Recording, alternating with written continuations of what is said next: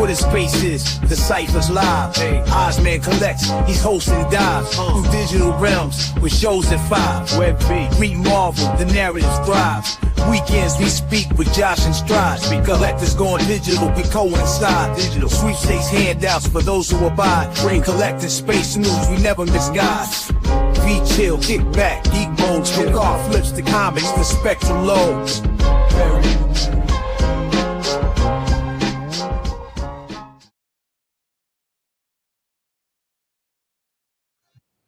Hey, what's going on, Swampy?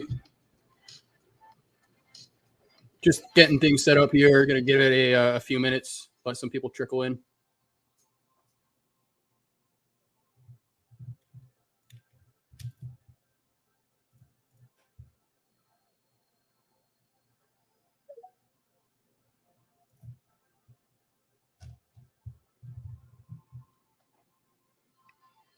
Hopefully that music's fine. I'm playing it through my phone, so I gotta ask the pros like O'Milly how he does his thing.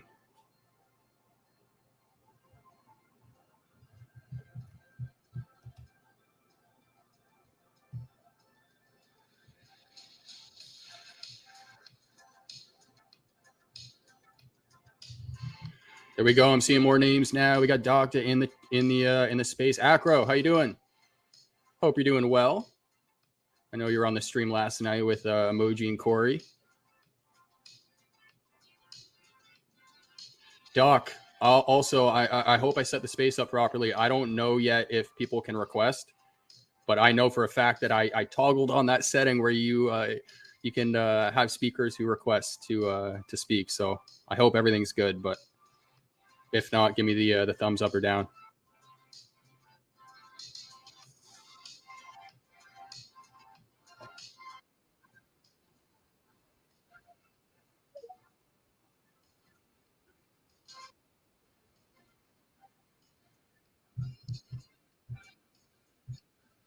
Okay, sweet.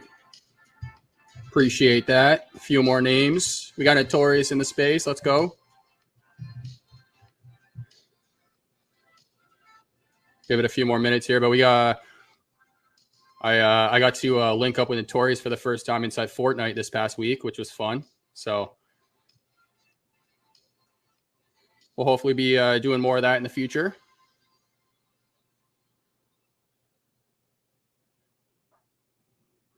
But yeah, guys, Oz is still in Australia. I believe he's actually traveling to Perth today with some of his fam. So I am covering for him, but we're going to be covering several topics from some recent drops to upcoming ones.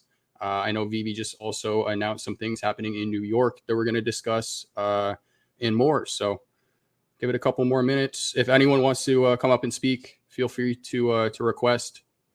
What's going on, Viva? Hope you're doing well, man.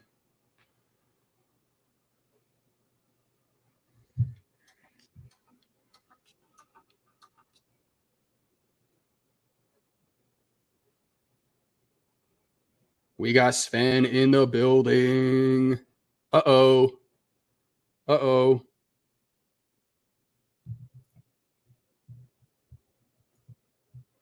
Hey, perfect. We got a request, so it works.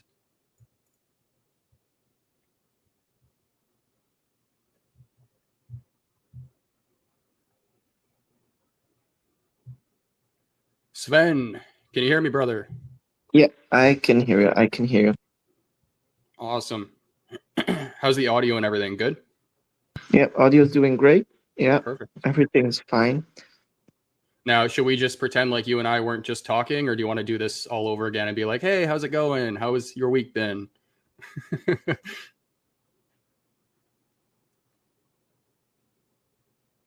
Oh, we lost Sven already. All right. No. I'm still okay. here. I just figured out I had to press the mic on again.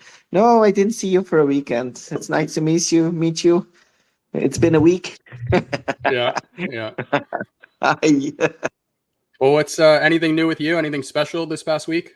Anything new on the VeVe front? Just I onboarded maybe one potential new person in the VeVeverse, so I send him some info about VeVe. A video about Corey and what's a VeVe, and I hope he can get interested. I told them not to buy anything yet, just browse the markets, not to buy anything yet in the store, just figure the market out and then start from there. There you go. Well, hey, we'll talk a little bit more about that. Before we do, I'm going to start this intro music off. I know we got Doc in the space, so I have to do it. And give me a sec here. I'm just opening it up on Discord. Oh, Lord. Where did my messages go? I'm pulling in Osman here every time he tries to make a sound on his soundboard.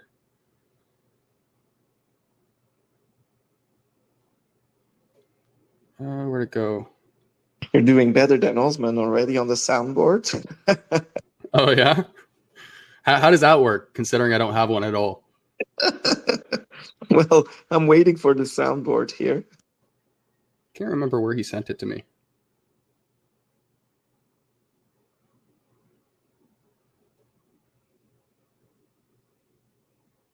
I would have put the crickets now in the backgrounds. Yeah. Whatever. I'm gonna have to keep looking for it for a sec. Discord and X do these weird things. I don't know if you guys ever noticed, but like when you're on mobile on X, it like deletes some of your conversation, so you can only see like the last like 5 to 7 messages. It's weird, but I think that's what's going on here. We got Swampy dropping the value added GIF like he does every single show. Let's go. That's some consistency right there. We got Chris in the space. Welcome. Even got Acrolite. I did hear her in the comics section with Get to the Comics, and had some fun there. She has a good voice for the comics. Acro? Yeah. She's been on a bunch of Emoji's gaming streams as well. That's actually where I met her, so. Oh, really? So she's a gamer too? Yes, sir. From what I understand. I don't want to speak for her, but Okay. I think her and Emoji had a gaming stream planned not long ago. So, but now that we got some more faces in the space, why don't we do this? No disrespect, Dokta. I got to keep looking forward to my messages. I have it. I just got to find it. Bear with me here. But in terms of what we're going to talk about, we're going to talk about some of the recent upcoming drops. We got the VeVe New York party happening, which they unveiled a little bit about in the VeVe monthly update video with Corey, MC, and Diana. And it looks wild, to say the least. So we'll get into that. We had the Marvel logo accidental drop, which bit of a happy accident. A lot of people liked it. That was supposed to be happening during New York, but we got a little early. We had the Ecomi burns. We had the Maserati drop. We have some new stamps coming to the platform. And then I also want to open up a section of the space to allow pretty much some content suggestions, because I feel like right now, I think it's safe to say that VeVe is kind of in the best position they've ever been. But I think content-wise in the community, we can't say that. I think there was a point where content was a little bit better, and we had some more. We had more content creators. So anybody who has any specific content or topics in mind that they want to share, me being a content creator, I'm of course we'll take that into consideration, and then any other content creators in the space can kind of make some content on whatever you have to share as well. So. We'll dedicate a small portion at the end of the space to that. So, Sven, what do you want to start off with, man? I'll let you choose. The accidental drop for Marvel was a good one. Then maybe it's something I would want to start with. I want to start with the Marvel drop. Okay. Well, first off, did you get one? Yeah, I was on time. I was so happy. I was on time for something. Normally, I'm always too late in Europe, but I only had 40 gems in my account. If I had 200, 300 gems, I would have go insane there. But my brother had the opportunity to buy 20 of them, so he's in a good spot now. Yeah, he just bought 20 immediately. I don't know how he got the cash so fast in the app, but he was able to get 20 of them, and I got 2. And I sold one and kept one. And the one I sold, I changed for a Mysterio Ultra Rare. Nice. Yeah. So when you say you got one, did you mean like you got one in the shop, or did you just buy in the market? Yeah, in the shop. Nice. There you go. Well, I didn't happen to get one. I got one in the market. I feel like it's one of those must-have pieces. Large logo. It's like the Disney logo, right? And what was the price you did get it for? I got to double. Give me 1 sec. Is it high 40s? I think. What is it at now? 40? Like high Still 40s, I think. Yeah, that's having some balls there, because 40s I would go in for 30, but 40 is a lot. But I'm searching here on the stacker. Mr. MC is stacking them hard. Well, that's exactly why. It's because of individuals like that just buying up a bunch. So the price to me doesn't really bother me. I just want one in my collection. I also think it's a great piece to have in like the VeVeverse, because like the light up feature, and you can use it as like a sign. You can do a bunch of stuff with it, but it's more like a cool attribute to have in your vault. Then. Yes, sir. And speaking of which, we got a new speaker coming up. We got Doc on stage. See if he has anything to add to this topic. Doc, can you hear us? Loud and clear. What's going on? What is going on, man? Thanks for stopping by. Thanks for joining us. No doubt, man. Welcome. I'll be here. What's up, Sven? Hi. Figured I'll pop in real quick. Did you end up getting a Marvel logo? No, I was too late, kind of. I was right in there, but it sold out, and I got one off the market for 15. Nice. There you go. Yeah, I was late to the punch for sure then. Damn. Yeah, but I noticed now the Marvel logo, Mr. MC1 started stacking them. He had 88 few days ago, and now he still has 88. So maybe the price can drop a bit and other people can get in. He will stack them for a reason. So he has the other logos. So maybe we should be careful that it could have some value later. Yeah, speaking of stack, I'm going to go to Stacker right now and just look at this logo. Look at some more stats here. 88 he has. Spartan Wiz, 88. Second one has Spartan Wiz. 51. Yep, I see that too. KM 3000, second place 51, third place Mr. Rolex with 37. Sitting at a floor price of 68 gems right now. But they're not stacking so hard. It's only like 100 that were stacked. So the other ones are kept very tidy in the hands of the one that bought them. So I think it's a nice value. 67 gems floor price. It's quite high. I sold it for 30 gems. What's the addition of the other logos? I know the Avengers logo is like way more. It's like 13,000 or something like that. But what's the Disney logo? How many additions of that were there? Do you remember? Just a second. Disney logo. The D. 10,000. The D is 10,000, and the Avengers logo is 6,333. Floor price 51. Yeah, maybe the Marvel logo had some more intrinsic value than we think. 1939. So that's the starting year of Marvel, right? 1939. Could be. I think so. Very cool. But yeah, it is interactive. It lights up if you tap it. You can turn the light off. But yeah, right now floor price is at 68. Seems to be floating there. Well, there's a lot in the market right now for 68. So. And what would you think? Like, we have now this Marvel logo, and what happened with the red chromed items? The red chromed items. What do you mean? Yeah, I had the feeling I stacked them for a reason. Those items.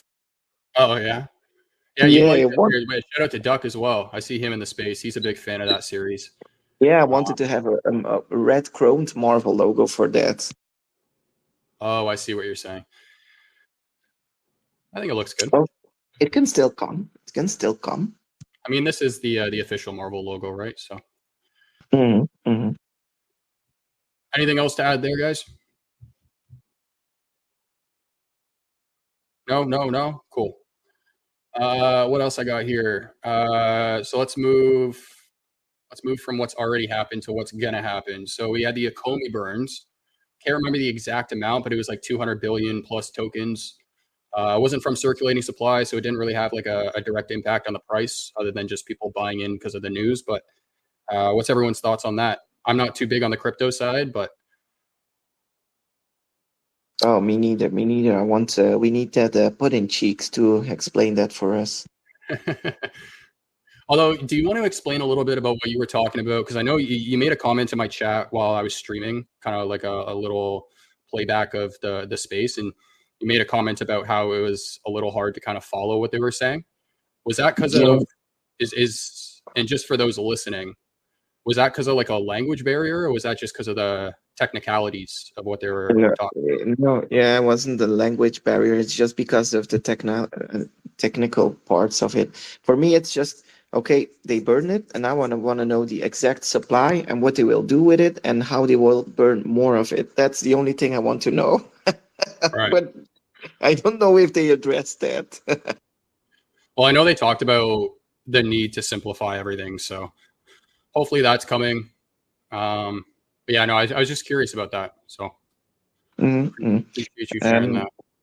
Yeah, yeah.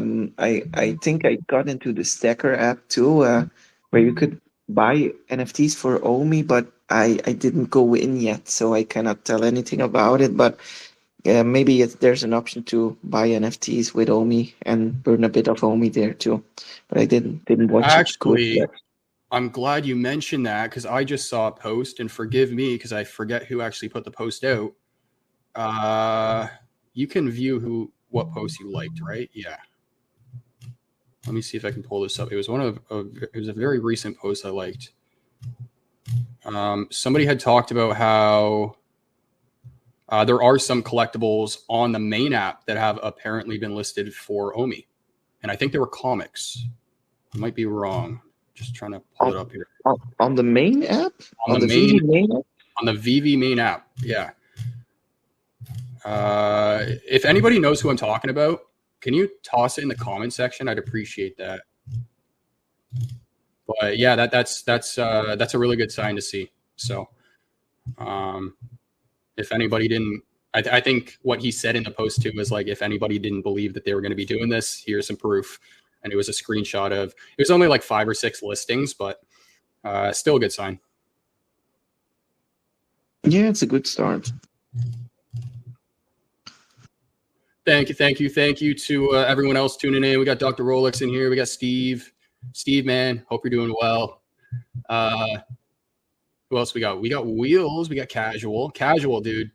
You know what's funny is I was looking at your profile name, and I saw the pumpkin in your name, and I was like, you know what? I'm going to do that too. You know, following the season, Halloween's coming up. When Christmas rolls around, I'm going to put the Christmas tree in the name.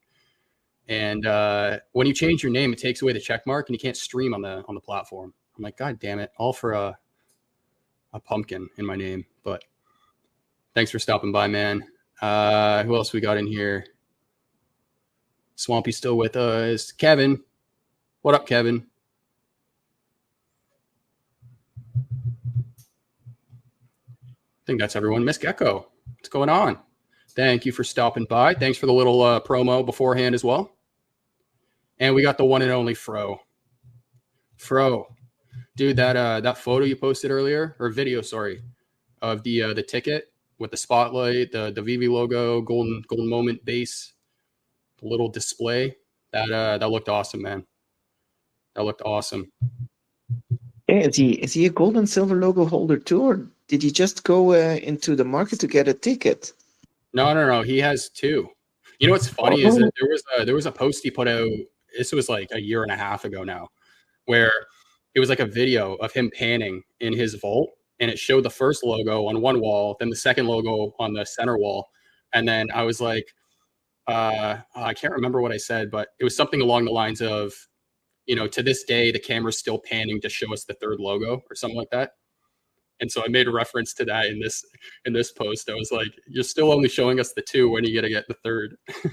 I don't know if you picked up on that, but now you know.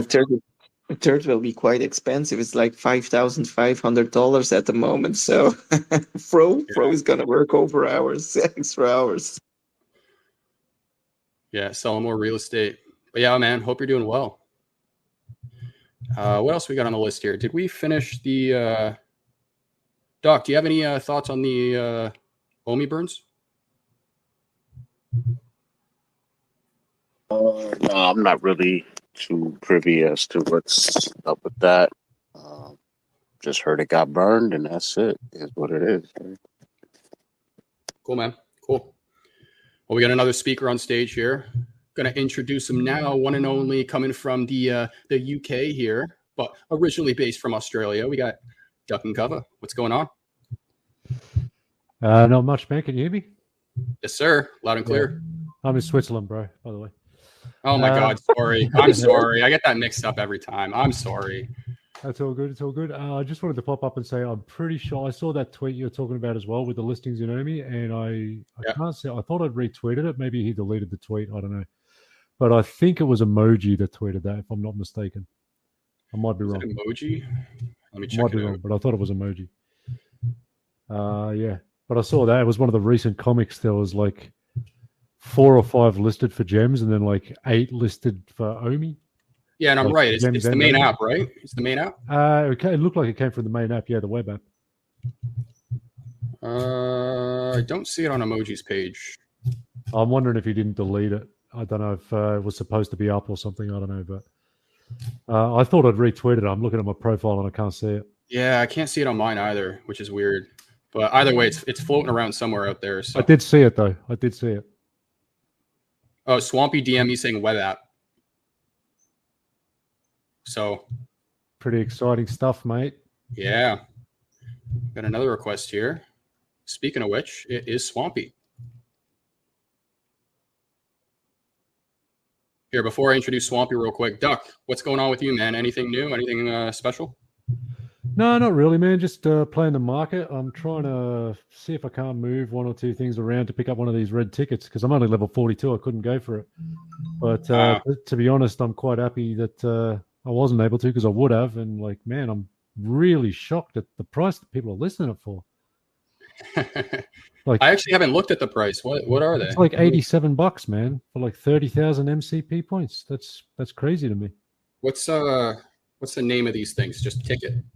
How can I? Yeah, okay, I got them. We got 85 right now. Okay, so the ultra rare is sitting at. We got 88 on the floor right now. 1,000 in circulation. That's nuts, man. I want to pick up a bunch of them. Yeah, will you play that market, Ducken? Will you go to pick some up before they say what you can craft with it? Absolutely, I will, because I mean, I heard I think it was Kid Arcade when I was on his stream earlier talking about like if they can all be used for future crafts, why would I buy the ultra rare? But I mean, obviously, I'm thinking that like if there are future crafts, there'll be different tiers of the craft as well for each different tier of the ticket, as well as it seems to me that they want to have those tickets. For anybody who can't be at NYCC, they want to have those tickets there for crafting new tickets for other events when they if they do another event in France or something, I'll go over there and I'll use the ticket to get into that event. Yeah. And I have one more talking point about these tickets. Give me 1 second here. But Swampy, how you doing? Can you hear us? Yeah, I can. Thanks for having me up. I think I want to say it was Fast Eddie or something that posted it. Yes. And then maybe Foster had reposted. I'd seen Foster reposted. But it was a Tarzan 207. You can see it on the web app. And then there's like a link next to it that shows like the stacker, link that would take you to stacker or something where that listing would be. So there's that, and the Omi side, of course, Puddin' Cheeks is the brains. I always go to Puddin' Cheeks for the brains and stuff, but I could answer some questions, that I might know. I'll tell you if I don't know it. Sweet. But basically, if you go back to the, when Omi first was created, we had 750-ish billion tokens. That was split into half, and half of that was taken out of circulating supply forever and used for the ecosystem of the in-app reserve and things like that to manage with Omi and stuff. Right. I don't know how much necessary that side of it was, but it didn't really seem like it was too necessary. But that's just my opinion on it. But and then of course we had the 97 billion from the other half, which was from the actual circulating supply that's been locked away accidentally for thousands of years. which leaves like the remainder total under 400, ish or something like that. The circulating supply, first started at 100 billion, and then we had the other half of that 750 billion that was in circulating supply was locked away into divisional wallets that was kind of released over time into certain divisions, and eventually I think it was like last year or a little over that, all of that had been released. And so now what you see in like CoinGecko is the most that it will ever be. It will never get any larger than that ever. So yeah, so that's pretty much, if that wraps it up, answers So it it's my for you. so it's my understanding, and I appreciate you sharing that, man. It's my understanding that the numbers are right now, right? Like the because I think Foster had said that like CoinGecko is like apparently the numbers didn't reflect like the actual numbers, and then he said that the burn process was going to be initiated pretty much as soon as they put that tweet out. Now that it's done, like all the numbers should reflect like the correct amounts. Is that true? Do you know? From my understanding, it should. And I remember a long time ago asking that about the circulating supply a long time ago too, because it did fluctuate going up and down. Now, I will say, one of the first things that I noticed when I came here was the the amount of coins were going up. Like I said, it started at 100 billion and then reached its way, to a maximum total of 310. And I think we're even at less than that. But there's nothing else more to unlock. Everything that's been out of circulation has been out of circulation.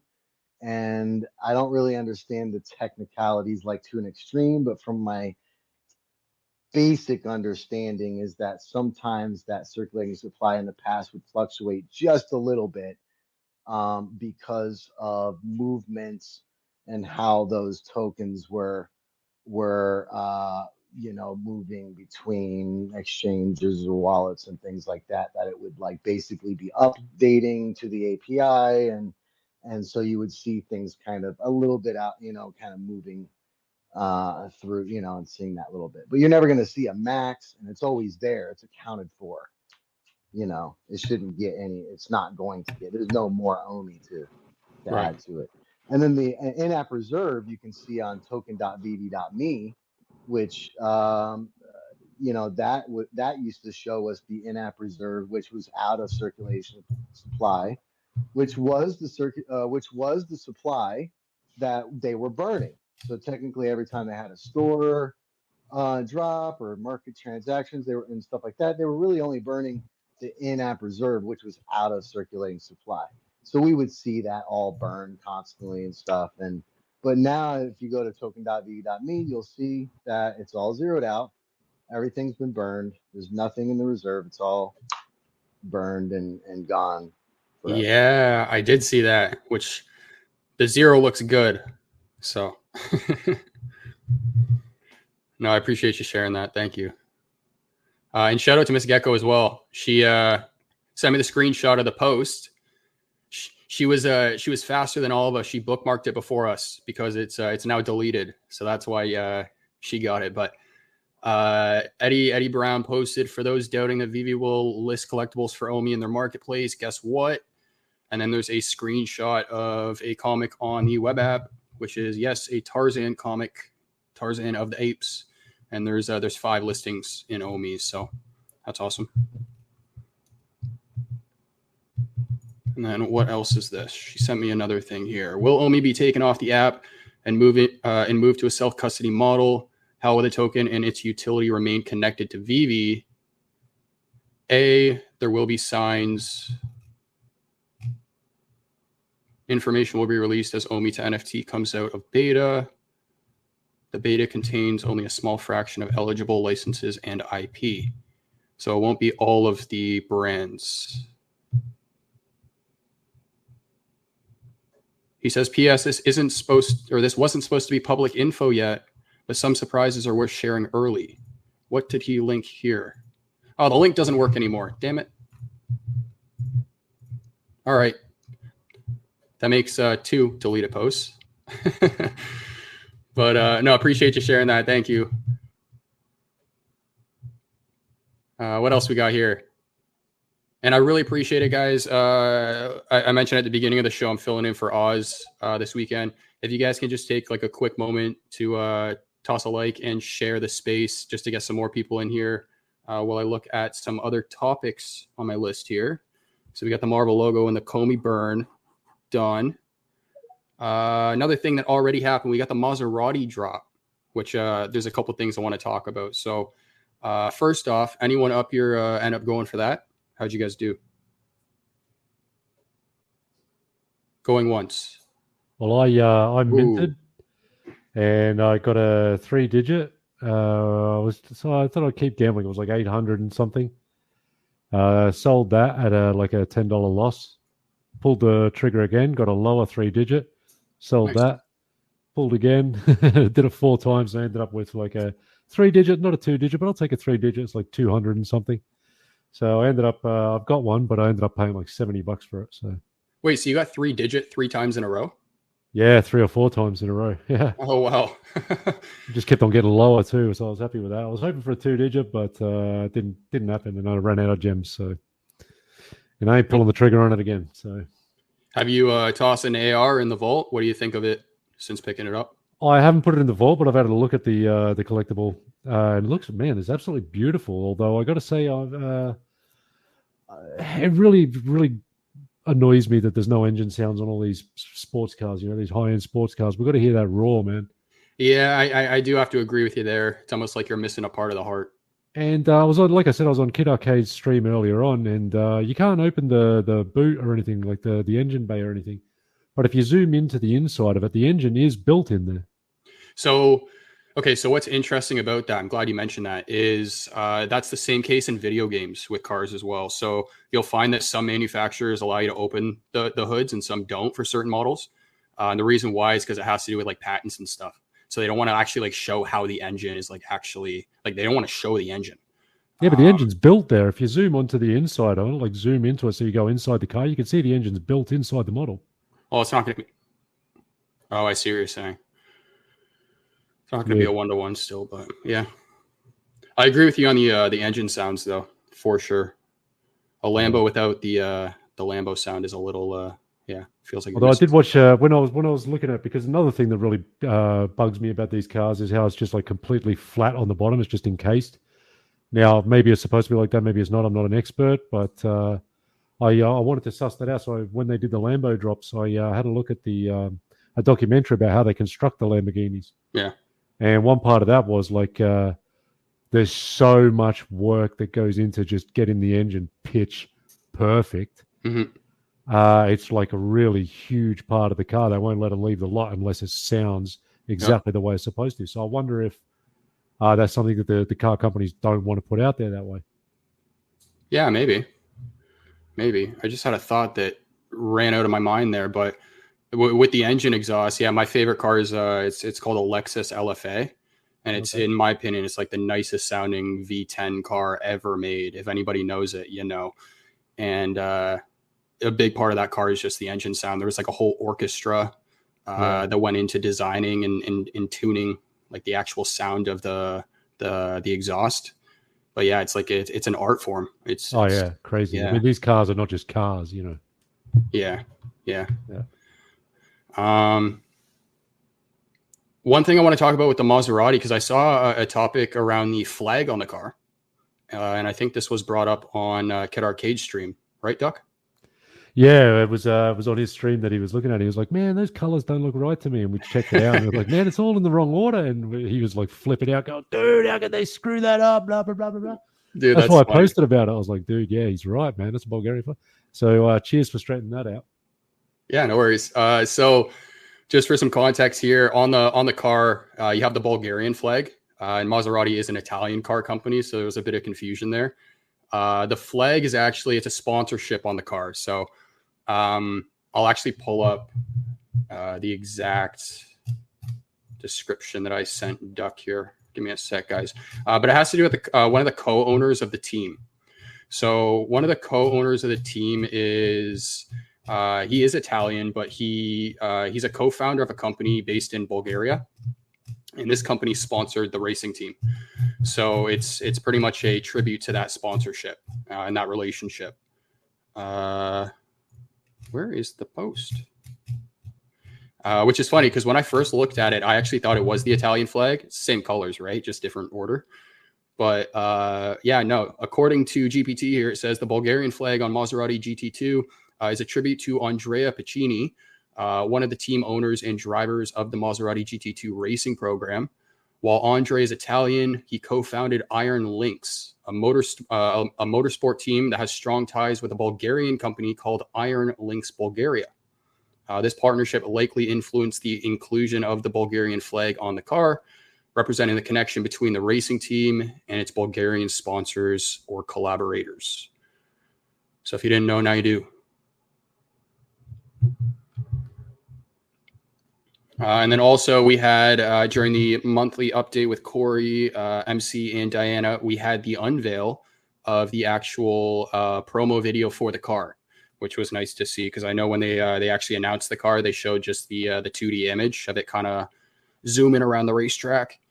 But no, Corey was back in Unity, created a whole 3D like highway scene, and we got to see like a little promo video of different angles of the car, a lot more high definition stuff, which it sounds like we're going to start seeing a lot more now. We've been seeing it kind of since Venom got released. I think Venom and Carnage were made in that platform. We know the Groot Mighty promo was, and then we've had a few. I think actually the recent was it Peter Pan, which we'll talk about as well. I think that was made in Unity as well. So that was nice to see. And then yeah, I don't think I have anything else to add unless you guys do. Sven, Doc, Swampy. No, I was happy with the story about the car and the Bulgarian flag. I already showed my girlfriend that they made a mistake already, but I guess I'm the wrong one here. Yeah, and that car is the one that they released is the racing version. So there's actually a road legal version. The one that they release, you can't drive on the road. It's track only. So the road legal version is called the GT2 Stradale. It doesn't have like any of the decals or the flag or anything on it. It comes like the stock color is it's like a matte purplish blue. I'm color deficient, so it looks purple to me, but it might be blue. But it's a beautiful looking car, big wing as well. So you guys should check that out. Doc, Swampy, anything else to add? Well, I came in late, so I don't know if you already talked about that, but I'm curious to know about this. What is it, like a stamp auction house or something that they announced? Can't remember. Oh, dude. Yeah, that was actually next on my list. So yeah, we're going to get right into that in 1 second. But Doc, Swampy, anything else to add with about the Maserati? Yeah, you're going to have to switch up the name calling because you're calling him Doc and me Doc, and so it sounds very similar. Oh, yeah. Should I just call you Strange? Strange man. No, I'm just kidding. Nah, definitely not me. What could I call you? Strange is cool, man. Right. Maserati, I skipped the drop, just grabbed one off the market, I think 35, but it was like a 3-digit I like, so paid a little higher than the floor. Haven't seen it in AR yet. I'm just gonna actually do that today. Nice sunny day out here in New York, so I'm gonna check it out a little closer. But I love it. FA Pirelli's liking it, man. Oh, nice. I didn't even pick up on that. Yeah, I mean FA, fully race car with racing seats. I like this. Turbo nitrous bottles. Yeah. I like it. Yeah, speaking of which, that interior is, it looks awesome. Swampy, anything you want to add to what Strange was saying? Yeah, it looks great. I haven't test drove it yet, so I'm looking forward to that. Still, one of my faves is, of course, the train, and the kit car drives very nice as well. So the train. Oh, Back to the Future. Back to the Future train. Yeah. Right. But, yeah, it's really nice. I like it, but I'm really looking forward to this Peter Pan Uncommon. Animation looks really great. So that's all. Nice. Cool. Well, as Duck was saying, we got some stamps coming to the platform. So we originally had USPS, then we had the New Zealand Post get announced, and now we have, oh goodness, I had the tab open and I closed it. Gosh darn it. Does anyone on stage remember the name? Because I am so bad with names. The problem is I cannot help you because I'm not a stamp blogger. All good. I'm searching it right now. Bear with me. Yeah, if I was a big stamp lover, I could give you some backup here, but stamps are my thing. I always am so I think it's so strange that people get so hyped around the stamps, but yeah, we should give people their their love things, their things they love. What I think is fun about stamps is the entry level price is super low, so it's not hard to get involved with them, and then you can collect a lot, and they look cool, right? Like nice art pieces. So, yeah, I've never collected stamps before. People in my family have, but I do got to say, VeVe kind of got me into the stamps. So I did see Dive Jedi show me some Banksy stamps, so maybe that would be interesting to have. That maybe I would collect. And there's one stamp that's for me very important. It's a stamp where you have the Ukrainian war soldier that puts his middle finger up against a ship, and that's the stamp I would like to have too. So that's maybe two stamps I would collect. Ever since they made that stamp, I've been gagging for that. That was brilliant. You know, war memorabilia is that's a big market for collectibles. I think I've actually heard Duck talk about that before. Yeah, I'm really into World War I, World War II stuff. I would buy everything, man. Yeah. So that stamp, because it was that moment. I think it was actually something that happened. Like, there was the Russian ship was talking to the Ukrainians. They told them to go fuck themselves or something. Excuse the language. Yeah. They were on an island that was going to get blown up by a marine ship, and the marine ship, Russian marine ship, told them to surrender, and he told them to just fuck off. Yeah. So and they made a stamp about that, and I wanted that stamp too, and Duggan loves it too, probably. Well, speaking of stamps, I finally found the name. We got Stanley Gibbons coming to the platform. So Stanley Gibbons is pretty much the largest stamp dealership, in their words, in the world. So they actually offer stamps of all kinds from all around the world. So it's not just like British stamps or anything. And yeah, this is a really cool announcement. I'm trying to find online store here. And the first one that they announced is called, I believe, the Black Penny, if I'm not mistaken, which was the first issued stamp, pretty much. Is it the stamp I'm looking here for the Black Penny? Is it the stamp with some sort of queen on top of it?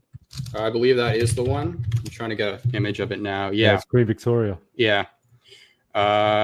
It's the world's first adhesive postage stamp used in a public postal system. But that's a really, really cool announcement. I'm definitely going to be going for these. What about you guys? Oh, yeah, 100%, man. Well, I'm like you, man. I didn't start getting into stamps until I got onto VeVe, but just the fact that the USPS, as far as I know, that's the first government licensed NFTs on the blockchain. I might be wrong about that. I think that sounds right. Especially that Classics Forever series. Now, if I'm correct in thinking that these are the first government licensed stamps, then that would say that these are the first images of these important presidents on the blockchain. Got to have those. Yeah. There's some really cool. Well, like I said before, I look at it like art, but yeah, there's some really cool art on those stamps that are already on the platform. But I'm looking at their store online right now, and apologies for not streaming my my screen for this one, but they got some really cool stuff in their inventory. So, and he was talking about how like the value of these stamps have to do with they're all like hand cut because it's just paper, he said, and the values associated with like pretty much how well cut they were. So if there's like a lot of white on the side, or if it's like there's a discrepancy where there's like a lot of white on one side and a little bit on the other, then the value goes down. So Yeah, I'm I think looking it was at. the other way around. I think it was the other way around. I think he said the more white there is on the border, the more it's worth. Yeah, but if it's like inconsistent, then the value goes off. Okay. Yeah, yeah, It's lopsided or something. yeah. Kind of like I'm look- the Pokemon cards, I think, right? If they're like off-centered, value goes down on those things. But Yeah, I'm Ben, looking at.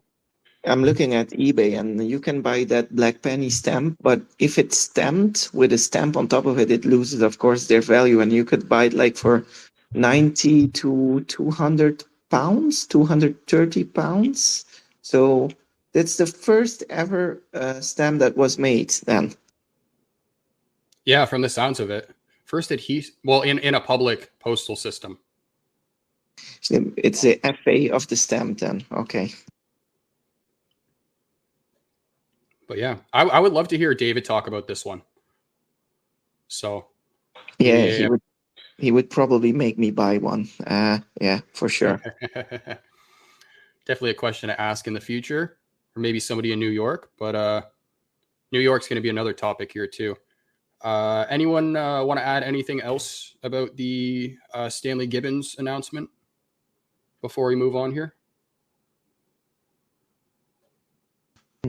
I just think Stamps is great because it covers so many different genres and artists and brands and fandoms, and they've made a stamp literally with a picture of anything you could really think of, to be honest with you, at this point. So it's going to be interesting to see what kind of stamps we get in the future. That's all. Yeah, especially with them being a dealership too, makes it even more interesting because they could really get anything. So that's awesome. Doc, anything to add, man? No, not me. Nope. Oh, wow. Maybe, wow, the confusion really is there. I meant to say Dokta. Just call me Duckin, man. Is it my accent or is it just because the names are similar? But what do we got here? So we got the Maserati out of the way, new stamps. In that same video with VeVe's monthly update, they unveiled the New York party that's happening, which the biggest one to date looks quite insane. And I don't know if this is the one that Mr. MC is hosting for the gold and silver logo holders, or if this is separate. But either way, the venue looks amazing, and that's going to be happening on the 17th of October. So anyone in New York, I don't know what the qualifications are for the party. Pardon me, but qualifications are the tickets that we got today. Oh, right, dude. I can barely hear you, by the way. I don't know if you're just far away from your mic, but I got different Bluetooth devices trying to connect at the same time, but I was saying the tickets from today. Yeah. Okay, cool. Is anyone up here going to New York, by the way? Since I'm in New York, I have no choice. Yes. No. I'm always a bit sad that they throw the biggest parties in New York in America, and in Europe we have a small party. So next time they come to Europe, they better shape up and get us a bigger party. Hey, Auxerre looked like a load of fun. Were you at Auxerre, Sven? I was at Auxerre, yes. We might have even met. No, we didn't. No, I was chilling over there with Bob Sales. It's good fun.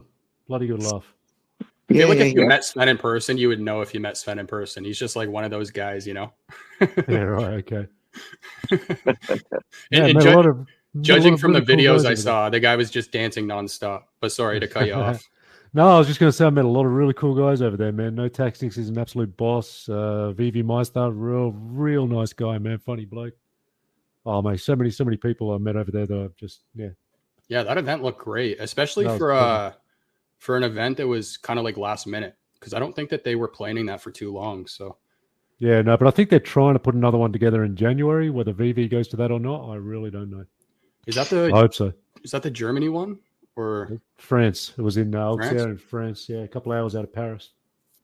Yeah, but they're planning one. Didn't the German community plan something like a beer festival or I something did like see that? a German meetup. I did see something about that, but I haven't seen anything from like anybody from the VeVe team about it or anything like that. So I don't know if it's just like the VeVe fam hooking up and having a party, or if VeVe's involved in some way, or I think I they don't did know. something. They did something last year. I remember seeing videos of the German community. They had scheduled an event, and can't remember where the event was. Some like restaurant or something like that. But there was a lot of people there. Looked like lots of fun. So I think they kind of do their thing every year. So Yeah, the good crowd, the old Germans. 100%.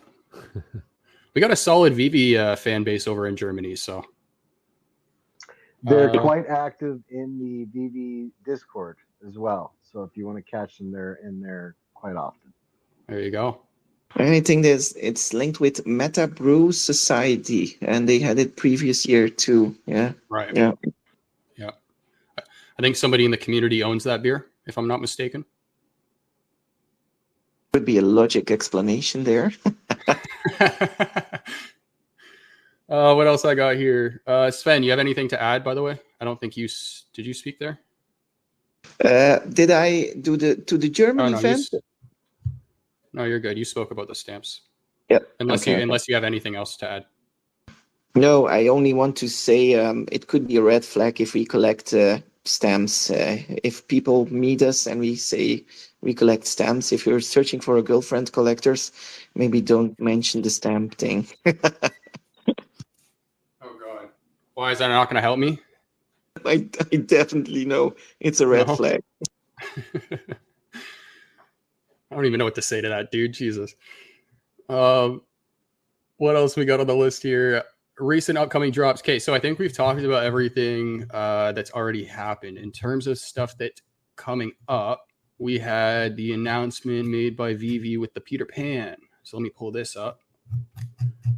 Got a really bad habit of having tabs open and ready for the show, and then I just close them for some reason while I'm trying to go elsewhere, or I search on the same tab. But here we go. So feeling like you're stepping aboard Captain Hook's ship from the 1953 Walt Disney Animation Studios classic Peter Pan film. And it looks like there's actually quite a bit coming to this set. It doesn't look like we have the link yet, actually. But judging from the video, it looks like there's a diorama of them all on the ship. Or I think it's just the ship, actually. And then you have the different characters. You got Captain Hook, you got Peter Pan. Who else we got here? I'm going to pin this to the top. We got Peter Pan. Pretty cool animation with him, too. We have Wendy. We have Smee. And then we have... Yeah, so the ship is the diorama. So, which I don't know about you guys. I really like the dioramas that they're doing. They actually also have a cannon, a pirate chest or treasure chest, and then a present. So I like these scenes because I see a lot of use for them in terms of like little virtual promos, kind of like what Corey's doing in Unity, and then just building like different environments inside like the VeVeverse and stuff like that. But what are you guys' thoughts on the drop? Are you guys gonna go for it? Yeah, for sure, man. I think the animation on Peter is just 11 out of 10 for a start. Yeah. And you know me with my Sea of Thieves things, man. I'm going to be stuck in those cannons like mad. Dude, I saw that in first person. I thought it was you. That's funny you mentioned that.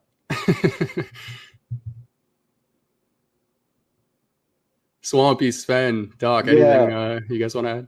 Yeah, sure. Thanks. I think this really adds a lot of use case for the Loki crocodile that we have right now, because we have the watch and we have Captain Hook and we have the ship, but we don't have the Captain Hook's crocodile. You know, so this we can throw we can throw Loki crocodile in there for the scene. You know, on the side. Yeah. Yeah. Do we? I think I also saw. Oh no, he does have the hook. I saw prop comment, where's the hook? But it's on Captain Hook. Yeah, the watch is another one too that I forgot to mention. So thank you for mentioning that. Yeah, there's a treasure chest, a watch, and then I think that's it. And then just the characters, I think. So do we have any guesses on how this drop's going to kind of work? Because I don't think they've really explained that yet, right? Like there's just a lot of items to it. So I'm assuming there's probably going to be some sort of like crafting element for the ship. What do you guys think? Yeah, I'm thinking it's probably going to be a drop for the characters and then a craft for everything else. Right. You think the watch and the treasure chest and all that's going to be just like a normal drop, or do you think those are going to be the items for the craft? I think they'll either be a craft or some kind of airdrop or something like that. They could just be like normal drops, and they're trying to, they might try and get it. But I don't know how much they're going to get people to pay for those. Yeah, it just reminds me of the what is it? See, when I say I'm bad with names, it's an understatement. Little Mermaid. Thank you. Yeah, something along the same lines as that, I reckon. Yeah, with like the coral reef and all that, like buying those pieces and stuff. But yeah, nevertheless, it looks like a cool drop. I agree with you too. The animation on Peter is awesome. So, Sven, Dokta, anything you want to add? Looks good. I mean, I'm not necessarily a fan of Peter Pan, so I'm gonna probably just lay back, relax, let you guys have fun, man. I might just target Peter Pan in the market, but I don't think I'll go for the drop. Cool. Sven, what about you? Yeah, I think I would follow Doctor Strange. Same plan. Just I like the item, but I don't have the need to go for it. I prefer the Maserati. And I'll sit back, relax too, and just wait and maybe pick one up for in the secondhand market. Eventually, I'll probably get one. Cool. Here's a question for you, because I know you and I are on Fortnite from time to time, and I know you and your son are starting to play a little bit more together. Do you see a day where you start collecting with your son on VeVe? Like, will drops like this kind of get him excited, do you think? Oh, he should start working first to get the money to go for those drops. Yeah, I think he is already collecting the things I like. So the Lego minifigures, he is very careful with them. So that's the thing he starts collecting now. He's very careful with them, although some of them cost like 20 euros. And I just give them to him, and he can play with it as he wants, but he's very careful with it, and he sticks his pieces together. So I'm already maybe collecting a little bit, but on VeVe, I would say hold your horses. Don't get into farms. I will bring him to a party if he's old enough, but I will hold his horses on that. He needs to study first. Study first. That's funny. That's also fair, though. That's fair. Yeah, well, because it's quite expensive, this hobby, like 40 gems for a digital car. So I think he better has his $40 on his bank account. It definitely adds up. Yeah. He needs the weekly chore money coming in first. Yeah, he definitely will need to do a lot of chores there. Love it. What else do we have coming up here? All right, first appearance of Toxin, which I believe is one of Carnage's symbiotes, right? What's worse than one homicidal symbiote? 2. Worse than that? 3. That's right. Carnage just had a baby, guest starring the Black Cat. There we go. So this is dropping Thursday, the 26th, this week. Normal drop time, pardon me. Gotta get a drink here. 8 a.m. PT. And judging from the covers, the common is actually really cool. Let me pin this to the top as well. There we go. Common looks awesome. Uncommon is going to be that selective color where it's, half black and white, half colored. Looks awesome as well. We got the white background on the rare. Is this Scotty Young? Looks like Scotty Young, kind of. No, it's not. So the rare and ultra rare covers, art done by Chris Campana, Sean Parsons, and Chris Sotomayor. Is anyone else getting Scotty Young vibes a little bit from that rare and ultra rare? Or is that just me? But regardless, it looks awesome. It's kind of like selective color as well. So you have the black and white background, and then the two characters colored on the rare, and then just everything colored on the ultra rare. And then the Seeker rare is interesting. 3,000 total editions, released back in 2004. We got a standard drop price of 7 gems, and the entry level MCP bid is 5,000 points. Anyone going for it? Can you pin it up? I think I did. Yeah, it's at the top there. Good. Shout out to everyone just tuning in. OBL, I see ya. Thanks for stopping by. Double Quill. Doc, sorry, were you going to say something?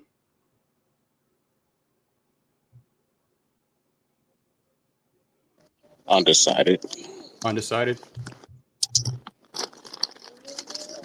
Are you going to be doing a video on this one or no? Say that again. Are you going to be doing a video on this one or no?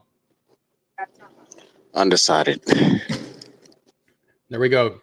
This just in, Dokta Strange is undecided. Sven, what do you think of this comic? Are you going to go for it? Swampy? I don't know the significance of this comic. I would want Richard to give me some info about it. But Toxin is Venom, or Toxin isn't Venom? Toxin is no. So, and correct me if I'm wrong, because I'm not big on the comic side, but Toxin is a part of Carnage, and I believe I think it's the strongest symbiote ever. So I think. Yeah, no, he has nothing to do with Venom, related to Carnage, little baby of Carnage. I note here, Toxin was forced to bond with Eddie Brock and fight Venom. So they have something there. Maybe it's a combined or something like that, but don't know anything significant about it to know whether the comic is ready or not. Yeah. Well, I share the extent of what I know, so can't really help you there. But the art is cool, nevertheless. So, and then we had the tickets, which we talked about. We had the party announcement, which we talked about.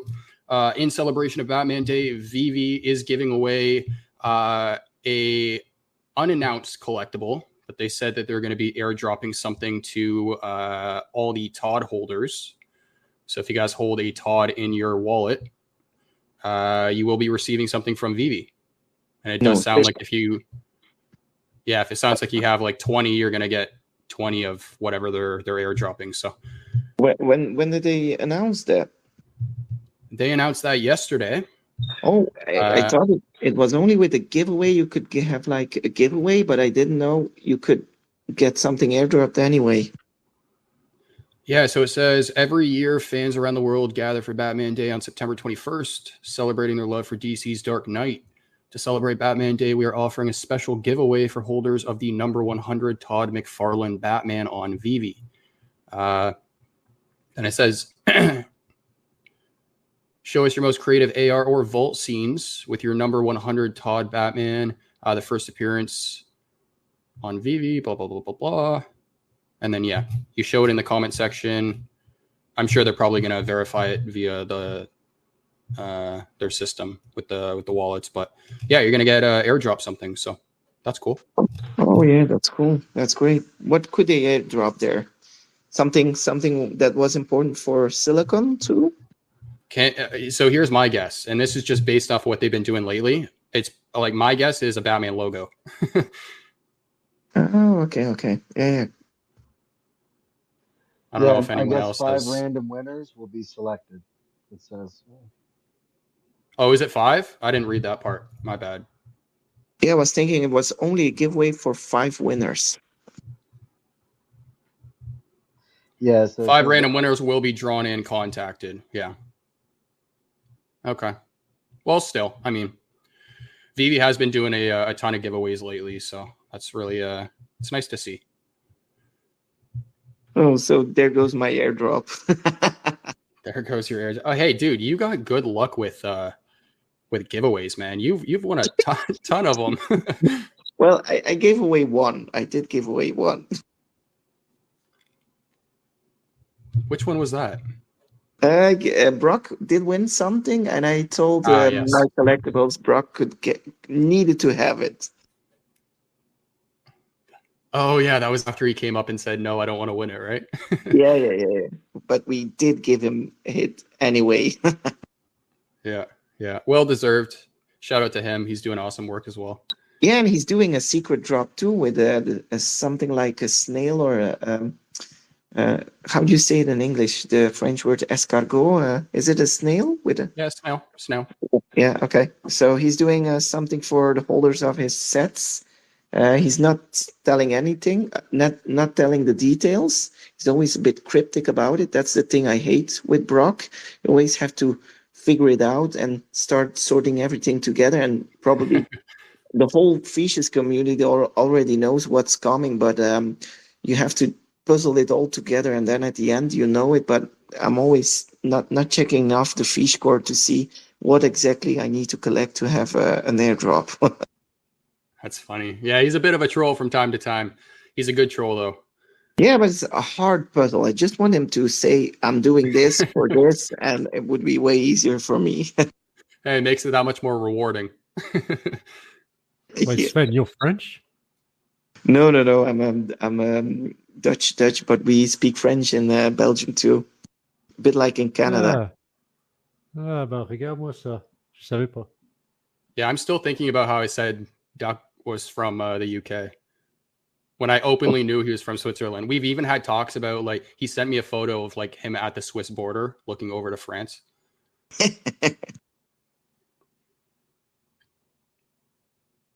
But yeah, Batman drop. What else we got here? I think that was we had the Boba Fett comic actually, which is happening on the 25th. So this has not dropped yet. So this is going to be, is it Boba Fett #1? Age of Rebellion Boba Fett #1. So we're going to have 2,000 editions for this one. Came out in 2019, so it is a new comic. Standard drop price is $7, minimum bid of 5,000. And yeah, the Secret Rare is going to be all the way down at 80 editions. So anyone know anything about this comic? I'm not going to be going for it myself, but for any of the comic heads in the space. Anyone going for it? Yay or nay? Nay. Swampy says no. Dokta says no. Sven just said no. Well, I don't know much about it, but yeah, I can't. Yeah, I only have so many gems for so many comics. There's a lot of comics I still haven't got. So, but good luck to everybody going for that.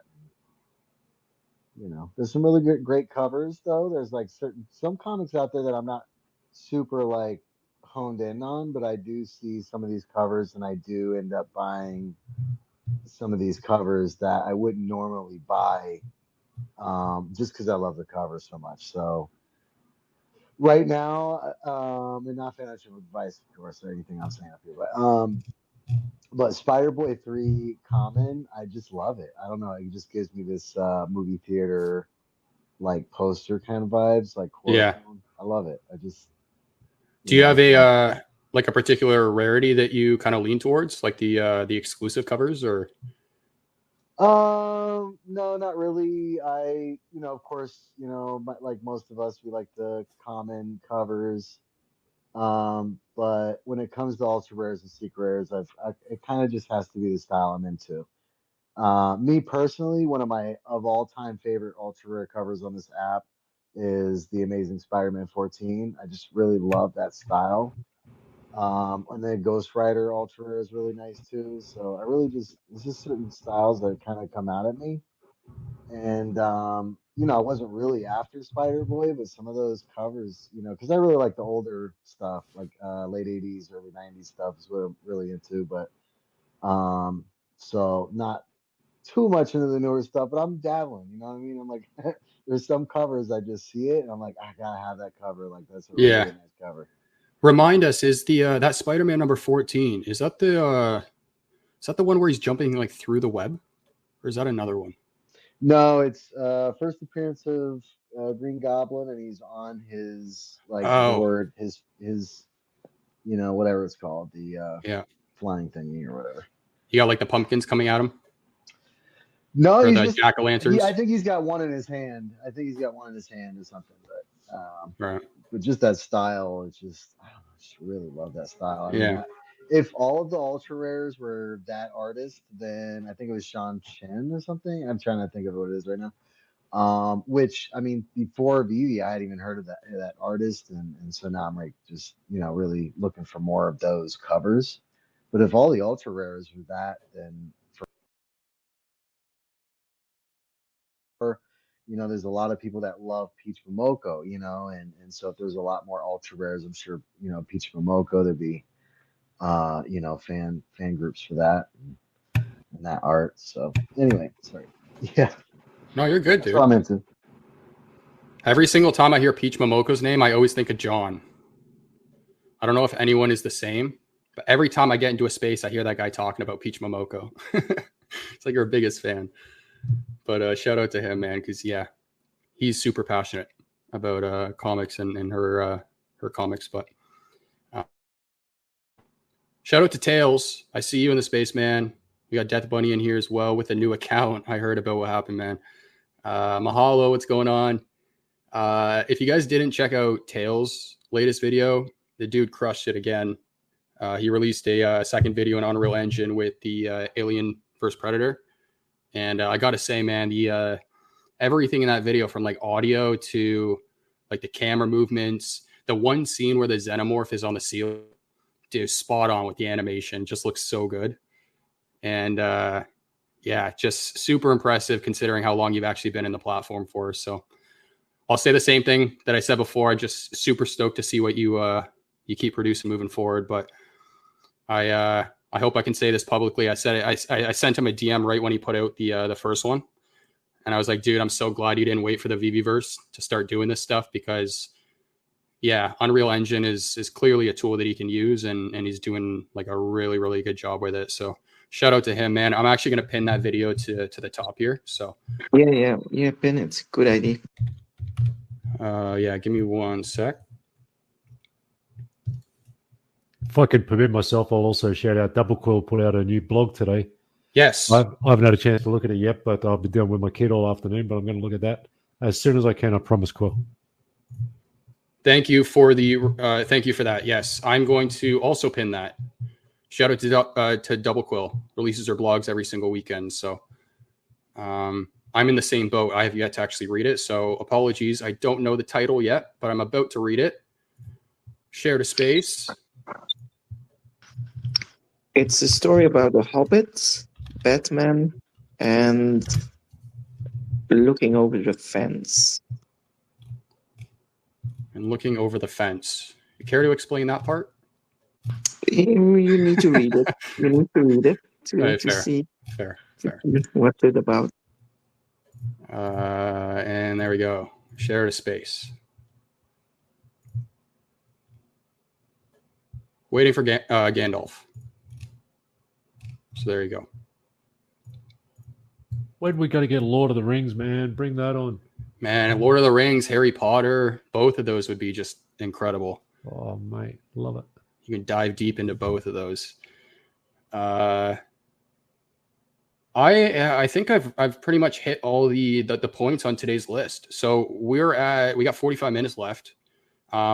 I did mention at the beginning of the space, I wanted to kind of open up a small section for anyone who has like, and this is of course if you guys want to share, but if you guys like have any specific content ideas or things that you want to see in the community a little bit more of. I've been seeing the comment lately around people wanting somebody to kind of replace what MC was doing a little bit before, which was kind of like recapping, the upcoming drops and giving his thoughts and opinions or on whether you should go for it. Stuff like that, or other ideas that you might have had in mind that you've never seen produced in the community before. If you guys are up on stage, feel free to share it. If you guys aren't, feel free to come up or drop it in the comment section. But yeah, I said at the beginning, I feel like VeVe's in a position where they are the strongest they've ever been, 300 plus employees. They keep growing, right? But I don't necessarily feel the same way on the content side. I feel like there was a point where we had a little bit more action on the content creation side. So me being one of them, and then for any other content creators, shout out to Vibesman in the space, Tails we were just talking about, Doc.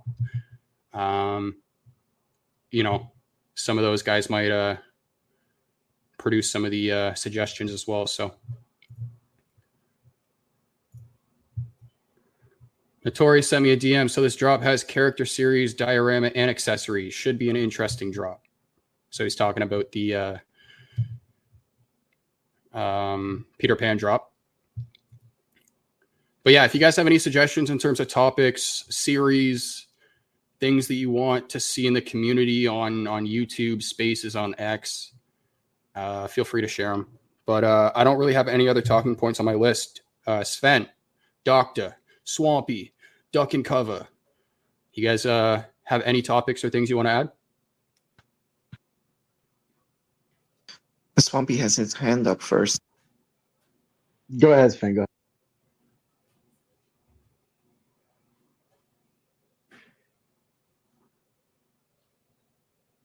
Oh. Okay. Well, my topic was well. Thank you, Sven. Appreciate that. On that note, I could probably add to that. I'll bring some. I'll bring something to that. And I'm not, somebody that pumps out anywhere near the amount of content to shows that most of the people in this crowd. So I'm probably not one to talk, but I think a lot of our content is geared and aimed towards our own community. It's like, I think there's a lot of missing. And even for myself, sometimes when I'll post something, I realize there's like a lot more potential to be had there with that post. And getting it to the non-VeVe or crypto side of things. Because the great thing about these collectibles, and no matter what it is, whether it be this or Cryptoys or whatever, these brands that we like and the fandoms included, that to me is an avenue, to those fandoms. There's groups out there, there's Facebook groups, there's groups out there that are centered around physical collection or Comic-Con or cosplay, that don't have anything to do with digital stuff, that are just, to me, I just feel like there's a lot of ground that can be covered out there. And of course, that does add a lot of time, to a lot of people. I think most of the community is, post their thing and move on. But, that extra minute of saying, let me aim this thing away and see where it hits. Right. And another thing I would say too is sometimes I listen to live streams or watch a YouTube stream and, some of these hosts of shows. And somebody on the show will mention something that's completely off subject, and I'll just call out one of the scenarios. I was watching the real Randy Chavez and Cosmo, Crypto 17 and Crypto Rain and stuff like that. Anyway, Cosmo Crypto ended up bringing up a question that kind of asked us to look at Bored Ape Yacht Club and VeVe, and in a sense, in a perspective. I won't say what the perspective is, but I'm just saying, the fact that he mentioned Bored Ape Yacht Club, I mean, in my mind, I'm like looking around for hashtag Birthday Yacht Club or something, because even if it's just a really small touch point, somebody out there might want to know that Board 8 Yacht Club is being talked about in the VeVe community and in what it relation to and all these things. So there's just so many opportunities, I think, of, even in just mentioning things that, there's a lot of opportunities for plugs out there to non-crypto, non-VeVe, non-whatever, digital landscape you're in. That's it. Dude, thank you. I love talks like this, man. So yeah, just to dive like a little bit deeper, if you don't mind, do you have like any like specific groups or like audiences that you think would be like a good like area for content to kind of like target, if you will?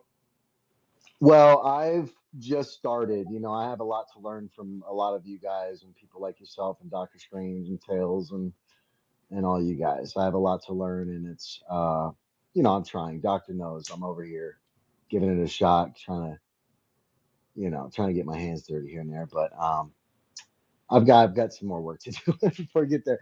But I will say, with the Ghostbusters film that I made, that was just for funsies. What I did with that was weeks prior to, Ghostbusters Day coming, I created a new Facebook because my Facebook is just like for my personal like small family, and so I created another one, Swampy Number 5, name and I started joining and trying to join as many private and public Ghostbusters fan groups that I could possibly find. Right. And I ended up joining about 20 of them, and none of them had anything to do with digital. Like I looked through the feeds and the posts, nobody's talking digital, nothing.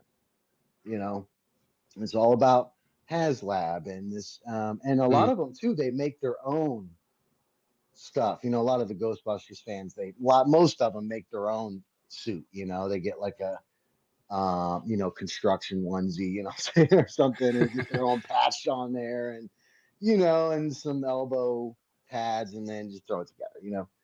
But you have all these huge fans in there, and so I said, man, I'm gonna try to get in there, and I posted my video in there. And it didn't go like crazy viral, but I at least got 1,000 views. I got some shares, some hearts there, and they were all not VeVe, not digital, collectible people. It's, to me, that's more rewarding than getting thousands of views from VeVe digital crypto people. Right. So it's almost like you're already creating this content that is including fandom. And, I feel like there's a lot more opportunity out there for us to, and there could be people out there. I'm not in all the fandom groups, but, I'm just highlighting some opportunity there where we start saying, I wonder if there's, I got this Spider-Man VeVe collectible. I wonder if there's a Spider-Man fan group. Let me see. Oh, look, there's 7 Spider-Man fan groups. Every time I post something Spider-Man, I'll post my Spider-Man in there. Nice. And, or something like that. There you go. Networking at its finest. That's a really good point to add, though. And I was a little quiet there because I was actually writing down everything you were saying. But just one thing before, because Sven, I see your hands up. Just one thing before. Cat Bunny sent me a DM. I got a little laugh out of this. Chris, I don't know if you're listening, man, but the account that is in the space, it's not like a fake or anything like that. He asked if you can maybe unblock him because I think he might have thought that it was somebody trying to impersonate him, but no, he just had some issues with his official account. So yeah, he was just asking that if that's cool. But I think Sven had his hand up, and then Duck was next. Dukkencuvva. Yeah. Concerning what Swampy was saying, actually, we're doing it all as a bit of VeVe family, trying to give give a little bit how to say reclame, but publicity to what VeVe is doing. So I did post it in the Lego minifigures. There was someone who posted his Venomized Lego minifigures. So in Lego you have the Marvel characters, and they make like Venomized things from it. And I posted my Venomized Iron Man beneath it and just said, yeah, it's a bit like my NFT. So all the people in the VeVe fam is doing that actively. Even Maserati recently posted about his Maserati, and I did see just on Twitter that 3 people posted their digital Maserati underneath the post of the Maserati page. So I think all the family is doing their extreme best to do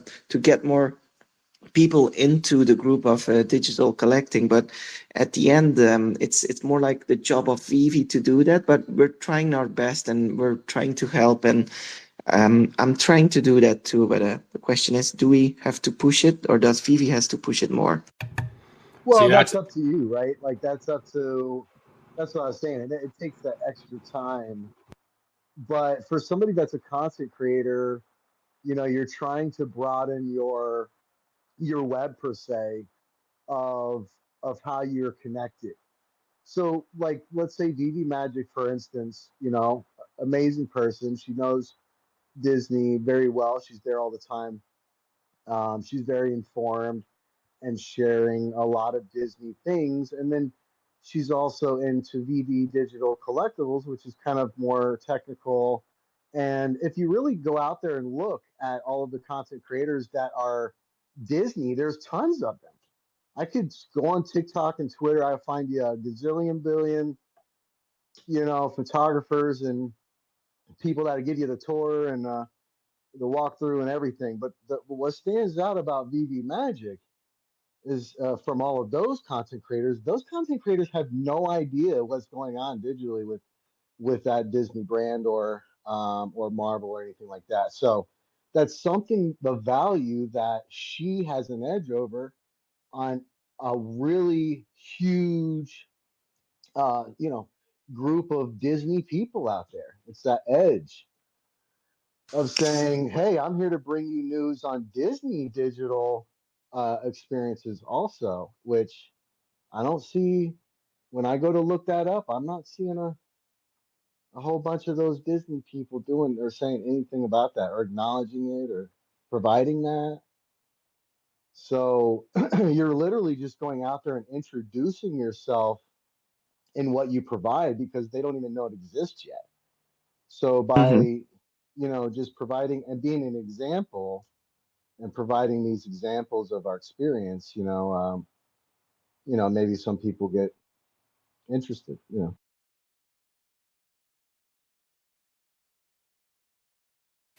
Yeah, I get it. Yeah. Yeah, so I definitely understand both sides, because I like the point that Sven made is something I've heard a bunch. I know you also hear comments from. You've heard David make comments about how keep pushing the collectibles and stuff on social media. I agree with what Swampy said in the sense that it's the content creator's decision. There's also other things to take into account, like the algorithm and consistency on platforms like YouTube, where if you just stop posting, your engagement goes through the floor. So there's a little bit of that battle back and forth of if there's like a bit of a lull in the company, then the content creator can kind of get bored, and then that affects their content, or they stop posting entirely, or whatever the case is. But the whole idea, or like the whole topic of whether it's our job to promote VeVe or not comes down to, us making the decision, right? Whether we want to stick around or not, take that next step to create the content. But it's also a smart move on VeVe's part, because it's really cost effective. It's word of mouth, right? Which is the most effective form of marketing. It's also the fastest form of marketing. So I can understand both sides. There's pros and cons to both. Duck, what do you got to say, man? Oh, sorry. Go ahead, Doug. Well, first up, I'll say that I didn't even know that little hand up thing was there. I've just been butting in whenever I had something to say on all these spaces, so apologies for that. Also, going back to what Swampy was saying about going into different groups, I've been doing the same thing in Toki Doki Facebook groups. And especially when they drop the Sakura Dragon Girl, I don't think that there's a physical version of that. And so I was posting pictures of that in there, and I got a lot of love for that thing. But I'm not, I don't, especially with the whole everybody thinks NFTs is just a scam and all that. I don't try to push that whole angle. I just sort of like introduce people to it. They show it some love. I haven't had anybody asking me about it, and I haven't been trying to shove it down their throats. However, as you saw the other day, CGD, I was at the shops the other day just wearing my VeVe shirt from Auxerre, and I had a lady come up to me and had collectors art, collectionneur dans l'âme in French on the back, and she actually came up and asked me about it. Like, what's that all about? I got this friend who's like a mad collector, and she's looking for a community and all that.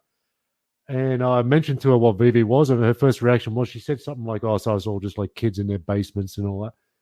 I was like, "No, it's not like that at all. They're really a good community." And so she made me realize that instead of pushing the NFTs themselves, it's worth pushing the community and the fact that there's a lot of like-minded people who like to collect. They've all got different interests. But because of VeVe or having all of these different IPs and all these different kinds of collectibles and comics and things and all in one space, that it's brought so many different kinds of collectors into one class, if you like. And she really responded well to that. So I think that's what I'm going to do from now on is like push the collecting community, because I mean, most of the people who are here to collect are not just the flippers. We collect digital and physical, like we're collectors at heart, as they say. Mm-hmm. So I figured that that's probably a pretty good angle, is just push the, welcome to the fam. Come join the cult. Yeah, that's awesome. That's an awesome story, man. That's so cool. Haven't called yet, but I'm hoping they do. It reminds me in the sales world of the whole like buying into you instead of the product. So yeah, exactly. I think it's fair to say that a lot of people have stuck around because of the community. You've heard people say that. So for real. Yeah, it's that's so cool, man. Dokta, I think you were going to say something, and Swampy. Yeah, I was going to say, a lot of the content creators that were around before, they're not here anymore.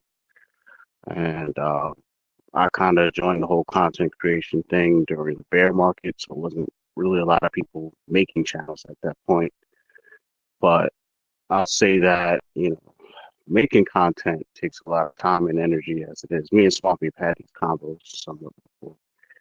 And I feel like to certain degrees, this is going back to like VeVe, a company, brand ambassador programs, all these different things. Like at some point as a content creator or whatever you do, and with what you do, if you happen to be promoting a company or one of their products, at some point, one of you two needs to recognize that that's what you're doing.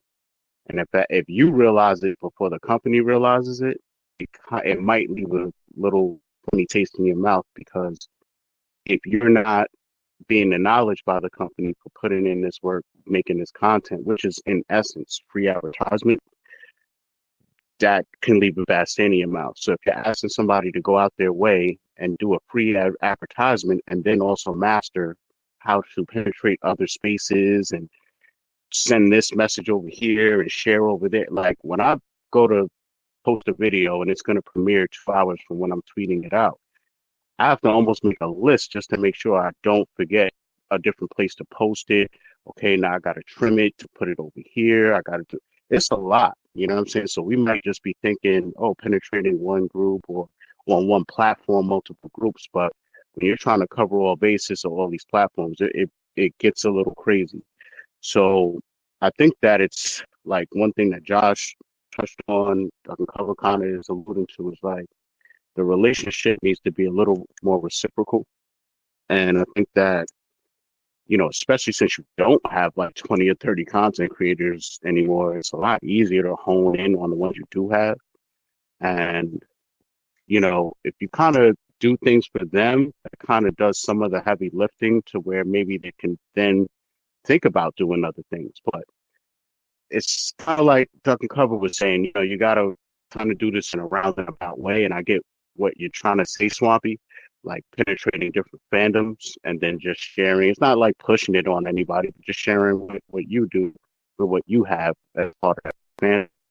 But I don't really know if how you fix the issue or address the issue. I don't think it's one clear cut path. It's just different people have to put a backpack on their back and march with that. And I think VeVe has to do a little bit more in regard to communicating with the content creators and helping them help push them, because little things like Dukkencuvva said, just wearing a shirt. If I want to go somewhere and wear a VeVe shirt, I got to make one myself or maybe buy one from somebody in the community. Whereas these other projects, they're making sure you're geared up. They're making sure you rep the company. It kind of make you feel like, at least, even if they don't have a brand ambassador program, they still make you feel like you're part of something more than just being a person that participates on the app. You actually make content for them. So they kind of acknowledge that and say, okay, if you're out in the field doing this, that, and the third, here, you know what I'm saying? Here's some things to spark that, conversation or whatever. So it's just different things that could be done by almost everybody, to me. You know what I'm saying? And if everybody works together more, it'll make doing other things that someone may not be comfortable doing, it'll make it a little bit easier. Because me, I barely have any time on my hands as it is. So for me to now add on trying to predict some content I'm gonna make a week from now, penetrate another fandom or do any of that stuff, it's a lot, bro. It's a lot. You know what I'm saying? I'm sure we're all doing a lot. Even the people that did that, you know what I'm saying? It's a lot. But yeah, I really don't know of a definitive answer on how to bring other people over to that. But the hard reality is that just because I like the brand or just because I spend thousands of dollars on a brand doesn't mean I have a connection to it on a digital level. Like our reality is physical. It's been our reality. So it's like, I just feel like some of this stuff we're looking for can't be accomplished as easy as we think. Like, we need a culture shift, we need a technology shift, a whole bunch of things to kind of go right, But yeah, that was my little. Hey, I appreciate you as always, man. You and I have had several private combos offline, so I always appreciate when you add your perspective to what we're talking about. I have a couple points to add to that, but before I do, Swampy, what are you saying? I see your hands up. Everybody hands up. And they stay there. Okay. Yeah, there's a lot of angles, just like Doctor Strange said. There's a lot. This conversation, really just if you're kind of coming in a little bit late, was really started on what can content creators do, right? So, or what could help content creators, and maybe things like that. So there are a lot of angles. We highlighted on some of the things that could be very supportive of us. We highlighted on some things that, it kind of is in our lane as well, where in the realm where maybe things don't always turn out as you seemed, but you still gain that traction. Because right now, as you can see in this room or in spaces or anywhere, you guys are providing a place where collectors worldwide feel welcome to talk about it. And they, I'm a huge fan of Web V Weekends and the Web V Collective, huge fan. So you provide something to me too. I'm coming to you. There's somebody's out there is going to want to provide that and see the opportunity there. And I know it's really hard though, because as Dr. Strange said, the more I try to do any kind of content or, go live with these guys when they, pull me into a live stream or something, it's nerve wracking. It takes a lot of time just to see a 3-minute video. There's a lot of planning involved. There's a lot of time and effort invested into these things. And, so it is really tough. And then you go and see these content creators, their YouTube channels, trying to get the numbers, trying to get that support. Like I'll tune into YouTube's, I'll see 60 people in there and you've got 13 likes. These things, these small little things just really go a long way. These guys put in a lot of effort. It's a lot of effort. It's a lot of time. So that's another thing too, how everybody in this room can help these guys continue to provide this space is you need to share these spaces. You got to hit the like button, leave a comment, even if it's just like, hey, and let's go, or, how you doing, or whatever, I mean, it doesn't cost us a penny to do that. It's literally free. Count that as your free subscription, like they can keep bringing you stuff as long as you do this free action. I mean, if that was the deal, would you do it? I would, so hit the button, share the thing, support your local, your local VeVe or Web V show, and your friends' content, and get these people out here, guys. Come on. Yeah, it is a little tough, Swampy. It's a lot that goes into it, especially depending on what type of content you're creating. I've done live streams and I mainly do pre-recorded content. And I gotta say, a lot of people, they go to live stream route because honestly, it's a lot less work. When you're doing pre-recorded stuff, it's a lot to keep it flowing and, a whole thing. And I mean, live, it's just like spaces, if you need to take a pause and the mic goes dead for a second, it's not a big deal. People are not going to flip out and be like, what happened? But you do that in a pre-recorded video, it would look crazy. You see what I'm saying? So it's a lot that definitely goes into it. And I think that just to keep it simple, it's like, it's almost like somebody could argue it's enough to ask me to, and not that you asked me, but it's enough that I'm making the content. Like asking me to do anything else is kind of crazy. You know what I'm saying? It's like a company make a Toyota commercial and then being mad that their own employees ain't tweeting out that there's a commercial. It's like, no, Toyota got to do that part. You know what I'm saying? Like, it's not my job or whatever to try and penetrate these other markets to bring people to VeVe. And I mean, me personally, I'm not a YouTube. My VeVe YouTube channel doesn't exist so that I could have thousands of subscribers and monetize my channel. And like, it's not. Like, I know. Well, I was more. I'm just saying. Yeah, hang on. Pause. Yeah, I know dudes that's pulling in 30 to 80K views a video, and that's a nice paycheck. So the numbers that we even do, even your biggest YouTube VeVe content creators, not making enough off of their videos to really break away from a 9 to 5 or do anything like that. You know what I'm saying? It's just not there yet. You know what I'm saying? And this is why a lot of content creators had to create other things like, Patreon groups. And I've seen so many people try to figure out how to monetize the situation and the fandom and the excitement around VeVe. You know what I'm saying? And 90% of those people that did all that extra stuff, they're not even here. So for me, it was never about doing that or funneling people to this or that. Like, I could really care less if I could monetize the channel or not. I'm going to make my content regardless. I've done it when I was doing great in life, and I'm still doing it when I'm not doing so great in life. So here, Doc, we're going to pause for a second. Absolutely.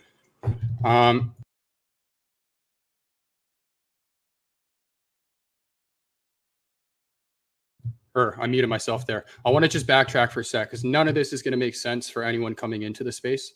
All of this started, guys, because I just brought up the question of, what kind of content would people like to see, right? I'm just simply curious because I saw a comment being raised in the community around people wanting to fill MC's shoes, pretty much, right? Like there's aside from Doc, there's a limited number of people in the community who's covering all the comic drops and giving their perspectives on that stuff. So I was curious to see or hear, what kind of things people would want to see moving forward. So Swampy kind of came up and he said his thing about how he feels like, a majority of the content in the community pertains to the community and not enough of it kind of has to do with people outside of the community who don't know anything about VeVe. So that's where that's why Doc's kind of talking a little bit about, whether it's his responsibility as a content creator to make that stuff and all the stuff he was just talking about there. So I'm going to let you guys keep going back and forth for a sec here, and then I'll add what I want to say. But what we're going to go Dukkencuvva first, because you've had your hand up for quite a bit. And then we'll go Swampy, and then Dokta. If you have anything else you want to add, I'll let you finish there, man.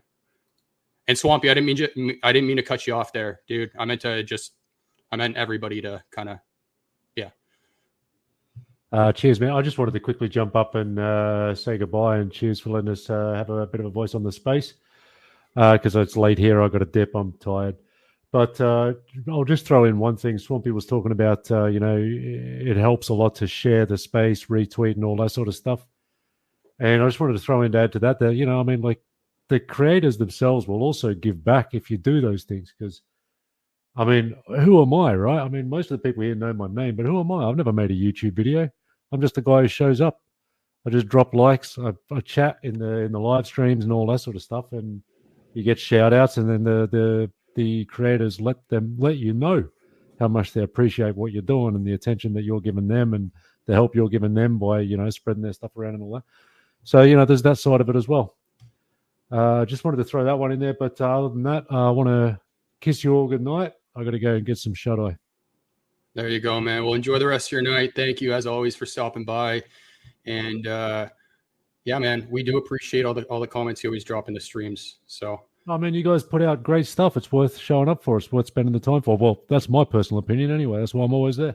Hey, we'll have to raid some more islands on Sea of Thieves soon. Oh, mate, my computer's playing silly buggers lately. I don't know if it'll let me. Oh, no? Oh, that's all right, cheers, guys. It was great space. Have fun, and I'll speak to you all soon. Appreciate it, man. We'll talk soon. Cheers, y'all. Swampy, man. Yeah. I was just talking about, I guess my angle of it was just adding an extra little step, where maybe we're saying VeVe Digital Collectibles and hashtagging VeVe and VeVe Fam, where maybe we could also add, and I don't know this, better than me, Collectors Gone Digital, that about the, the, what's the word for it? The algorithms and things happen probably better than I do, but my suggestion leaned more to kind of aiming those things where you're already sitting there doing it. Like, let's say YouTube, like I was talking about earlier, YouTube, where somebody mentioned a different project, on that YouTube video, if there was some kind of markings or words that included that topic, then those people would maybe search and come across your video where you had mentioned that project, even only for a second, in the midst of some kind of VeVe video, in comparison. And so it's just, that's all I was really talking about was like just, oh, I can't wait till you start really creating content, boy. I can't wait till you see the harsh reality of algorithms. Here, Doc, we can't really hear you. I don't know if you're on Bluetooth, but it sounds like you're like 20 feet from the mic. We got Chris coming up as well. We'll bring him in a sec. Got him up on stage. Sorry, Swampy, keep going. No, that's it. Like I said earlier in my disclaimer, I have a lot to learn. So, Doctor, feel free to, correct me wherever when it comes to content creating and what you should do. Hey, no worries, man. Like, hey, with regards to your suggestion, it was an awesome suggestion, and I think with regards to the question I asked, I don't think there was any wrong answers.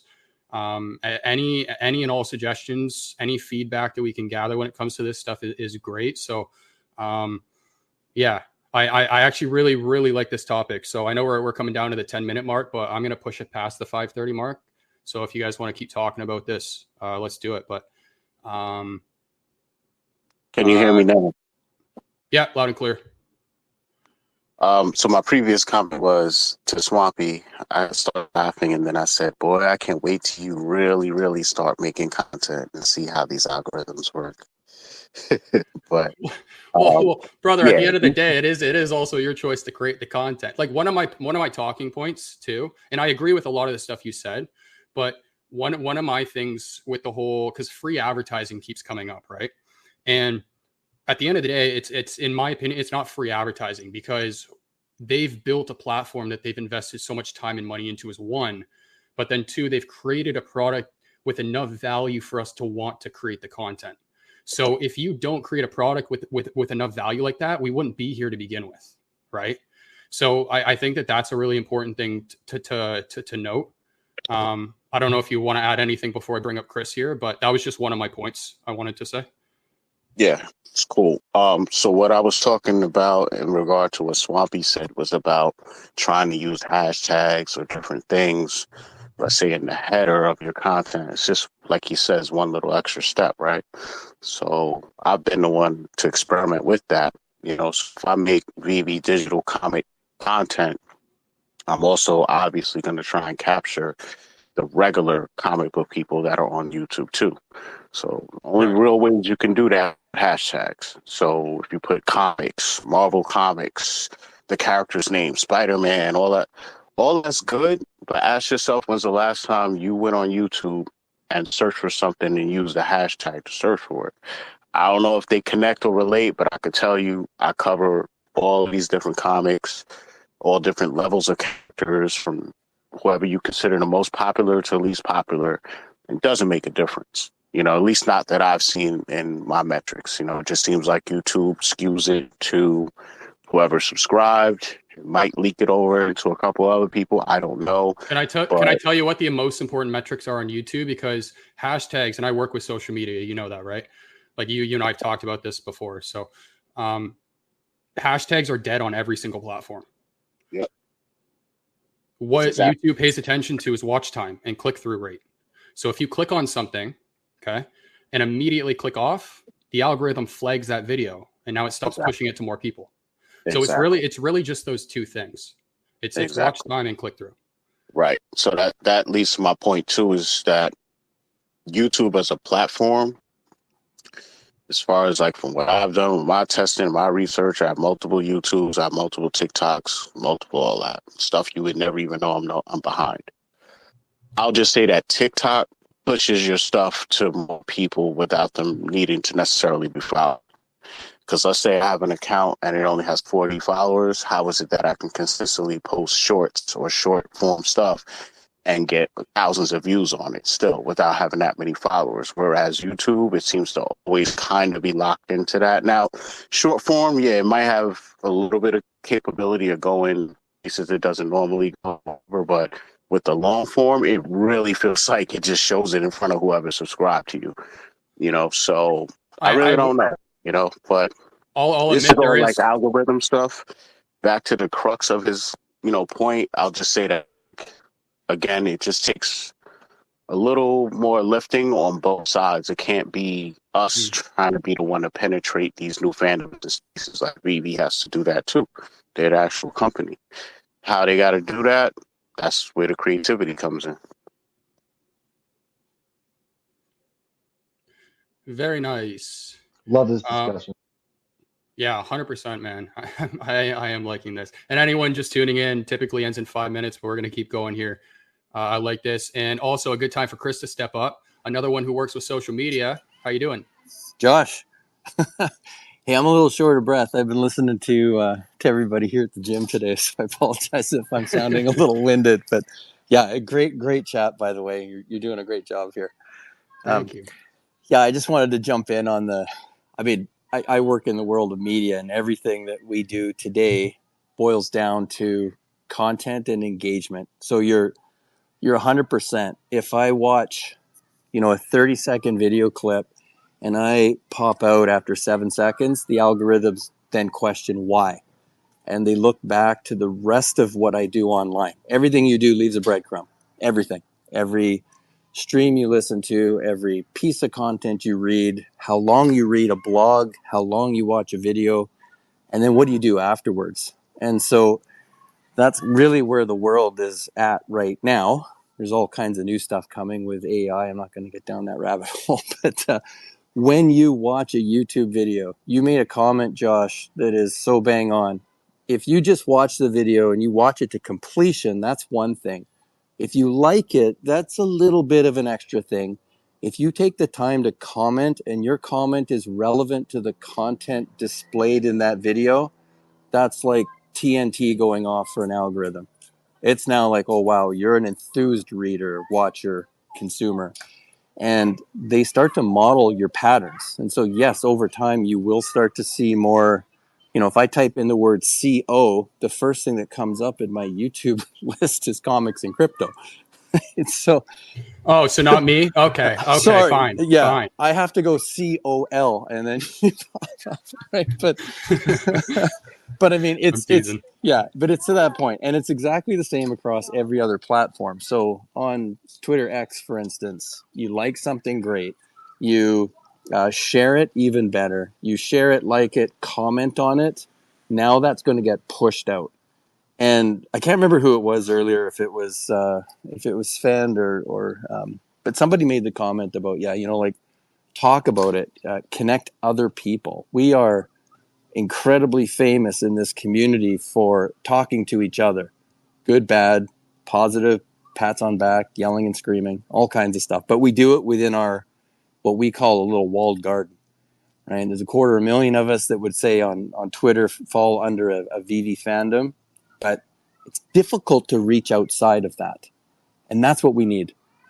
Right? We're doing a great job driving revenue and moving things around, getting positioned and placed for the future. And, in my humble opinion, not financial advice, insert Alex's famous comment right here, right?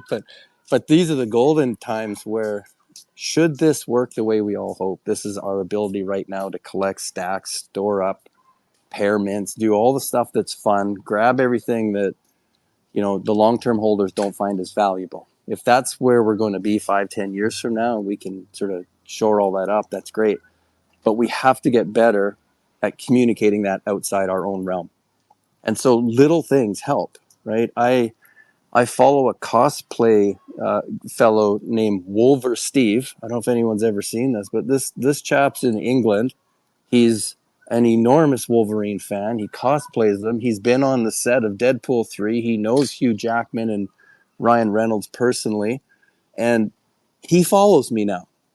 And he follows me because when I put out content that's related to Wolverine, I at him or tag him, whatever, right? And so he likes it. And what does he do? He shares it to his 15,000 fans. Or he now knows about VeVe when he didn't a year ago. I don't know if he has any assets, but he's got showrooms, like his house. He's got every single Wolverine toy that's ever been made. He's got a gallery of masks, the knives out of the finger, everything. This guy, he's a super fan. You win one super fan over that has a network of 15, 20, 50,000 people. That's your access point. I don't know what the issue right now, and I'm assuming it's licensing, and everybody's waiting to hold off for the NFT space to cool down and all the negativity that comes with it and all that kind of stuff.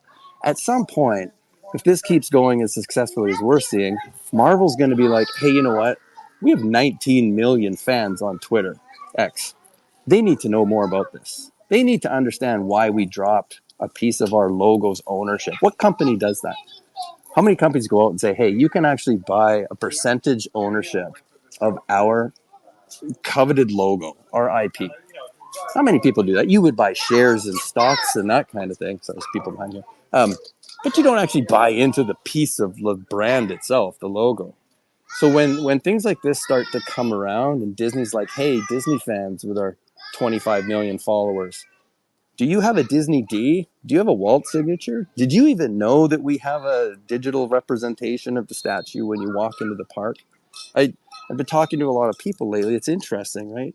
How many people knew that Marvel Comics #1 was a comic book before VeVe showed up?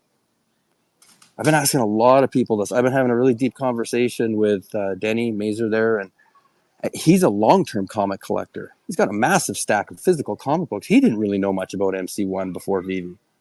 So when you think about how early we are in the ecosystem, right? I mean, Sanjay, I think, stacking up a lot of MC1s is probably a pretty good thing, because as more and more people start to figure this out, the mint numbers won't matter, but the equity and the brand will matter. And that's where we have to, like I said, start communicating that outside of our realm. So every time you find something that's useful and informative, engaging, share it. If you're a Spider-Man fan, tag the Spider-Man community. I think there's like 3 or 4 or 5 million of them.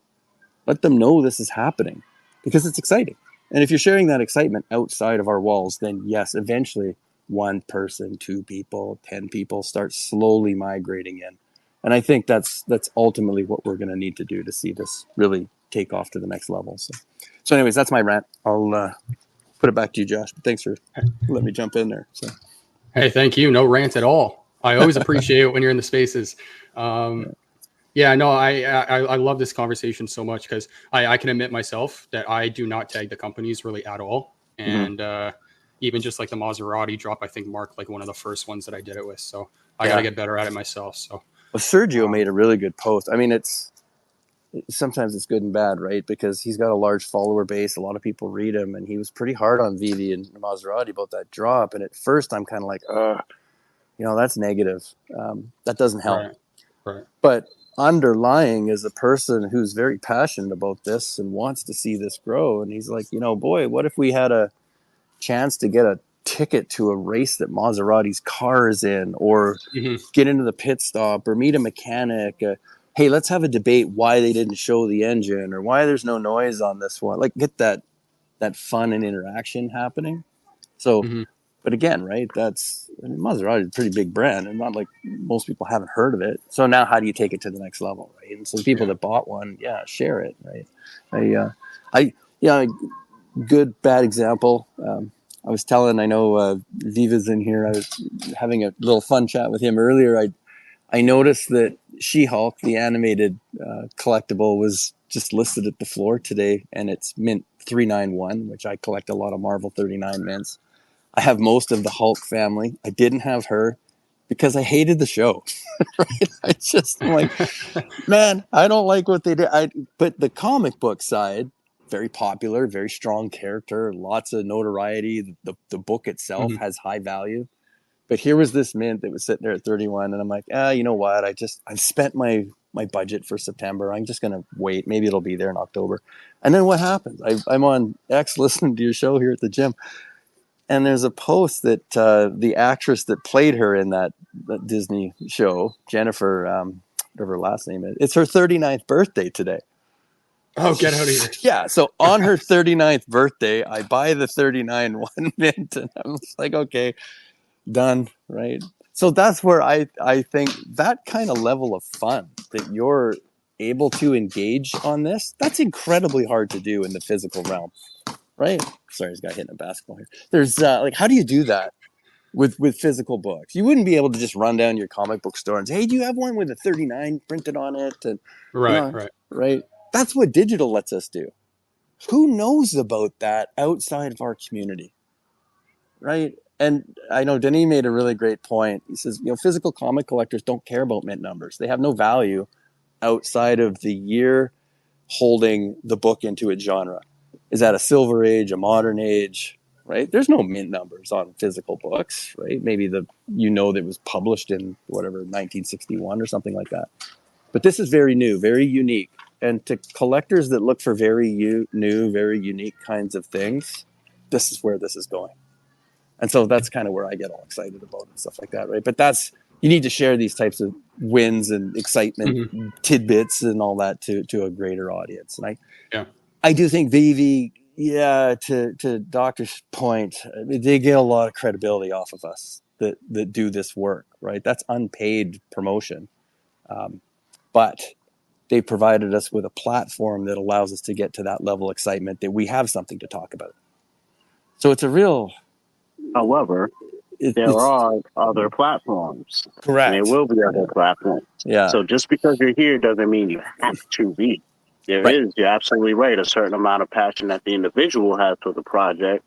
But, at the same time, if somebody hits me up and they're like, yo, I want to pay you for what you're doing, now literally, besides my 9-to-5 job, I'm being paid to actually do what I love doing anyway, which is creating content. Yeah. But now it may not be for VeVe, and now I may not have that time to do that free content for VeVe because now they're lower on my pecking order. That's a huge point. That's a huge point. So there's just different scenarios that we haven't seen yet that I'm already visualizing where you think we don't have that many content creators now, let there be some sort of disruption and you can lose even more. Yeah. And then then you're going to look like, damn, you should have if not paid them, then at least brought them on board and ingratiated them and had them part of some sort of group where it's like, you're kind of with it. Like as a content creator, I would like to know what's coming before it's kind of announced. Because if you want me to, let's say, expand from just doing comics to also collectibles, it's enough planning that goes into making a video just for a comic and a further out. Thank God VeVe announces it a lot earlier. They used to announce it on Sunday for a Tuesday. Right. That's why most of my videos would come out on a Monday. So now we're getting announcements like Thursdays, which is giving me a little leeway. So it's like, just to make the content creators feel like they're part of what's going on, we kind of need to know a little bit more, you know? Yeah. That would help too. It's hard too, because when you think about Josh's question on this whole point, right? Like, I mean, Aaron was almost daily with his My Collectibles content. He was so energetic. It was hard to get him raveled. And boy, when you did, everybody knew about it. Have you seen that post where he was upset about everybody, you know, undercutting the floors? And like, it went around fast, right? And now when you lose that, he took a paid position with them. Now he's still doing the work. He's still doing the job. We all love him for it, but it's a little bit different, right? And yeah, each time you lose one, somebody decides to go and rep another product, another, you know, whether it's Cryptoys, DC, who knows, Bugatti, like you lose that little piece. And I think in the beginning, that was very exciting because there was VeVe content all over the place, right? It's what brought me in. I used to love Corey's, when he did those VeVe in threes, right? That's where I really started watching a lot of VeVe video content. And now he's on board with VeVe. He's doing some fantastic work for them, but it's from them. So it's the brand that's pushing it out. It's not the independents, right? And so that's a really slippery slope for a company to mitigate and manage through, right? Because everything's about content, everything. And so how do you... And I mean, another thing, like you're bringing up content too, is it'd be one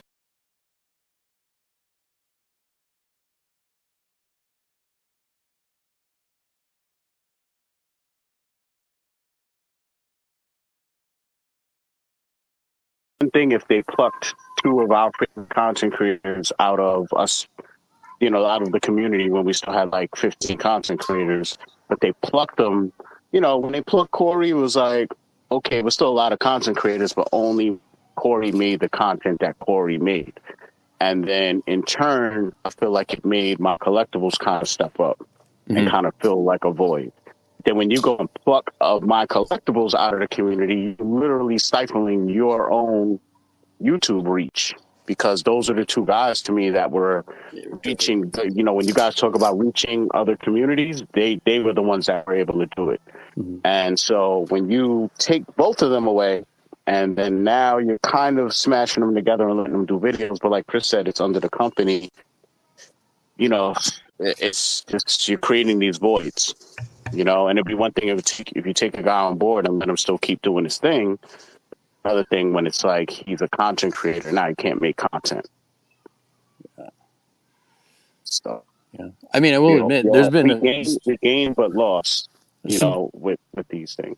Yeah, I mean, like the stuff that you put out, right? Stackins, I love it. Josh's got great content. The way you put these videos together, Josh. I mean, I just love them. They're very informative. I don't know how you do them as fast as you do, honestly. They're just so well done. Thank you. And you got Mr. Falcon and, you know, Vibes. Like, there's some great content going out there, right? But the other side of it, too, a lot of us have careers. We have to work, right? This isn't our full-time gig. We're not being compensated by this. And so, like, you know, Roth, Metaverse Life, there was a great example. He's put out a lot of great content, but he's trying to build a career, too.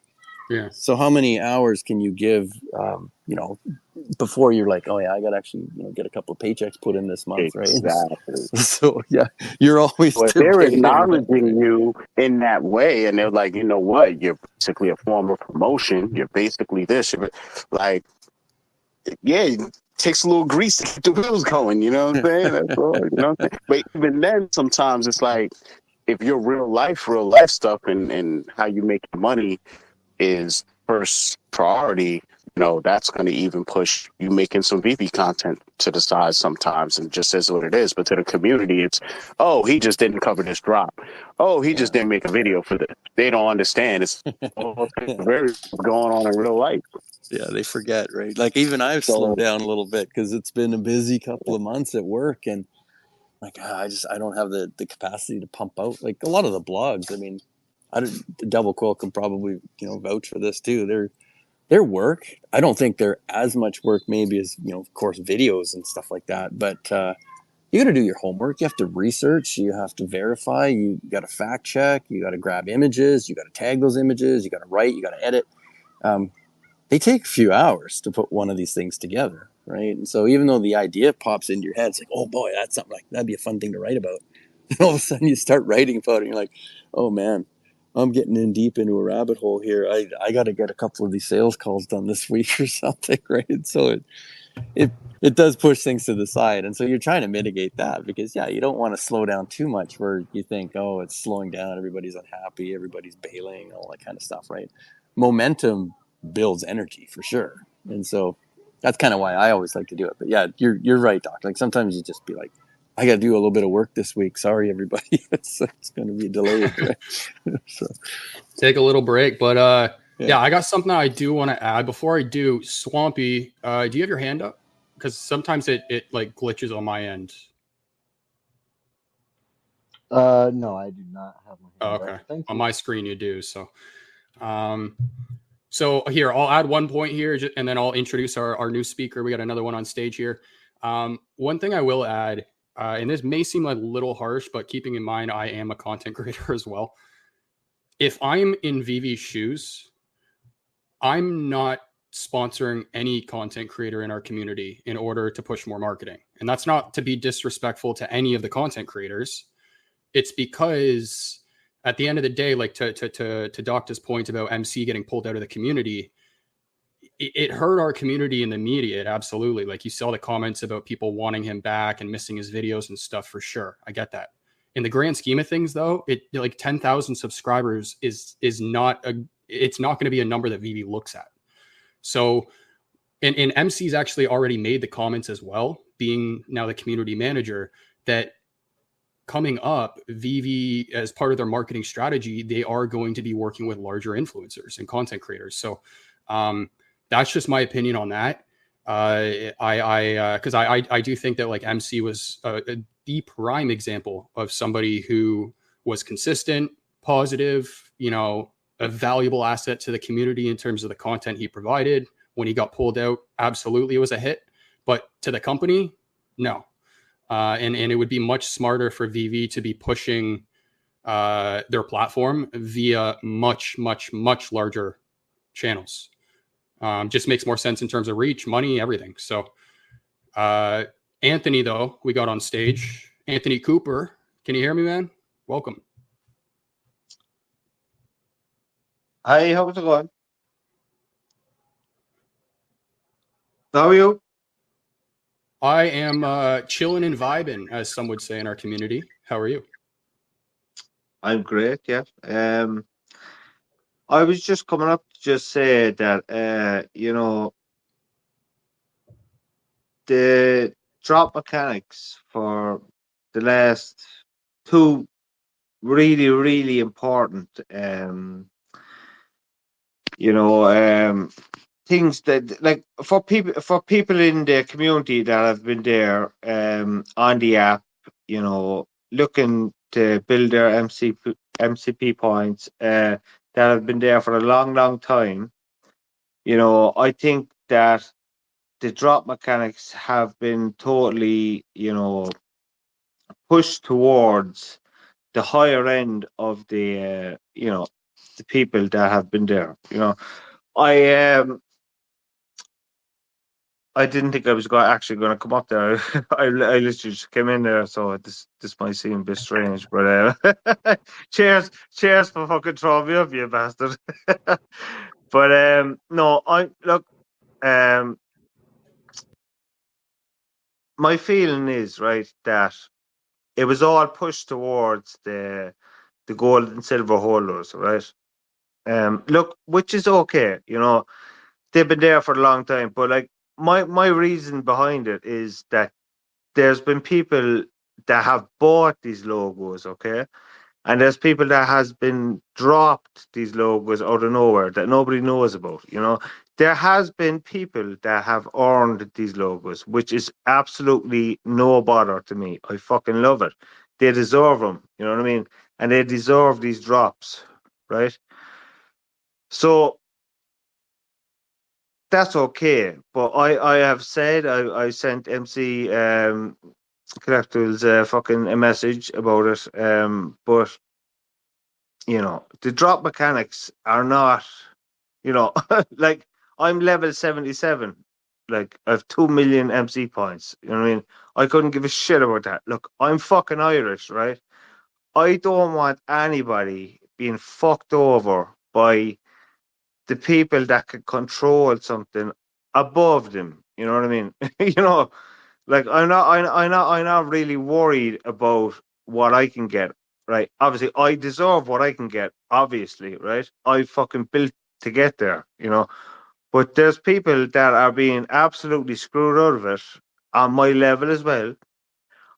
Just for it's not really giving out the. It just seems tiny bit shady. You know what I mean? And I don't want to be bad. I know everybody up above.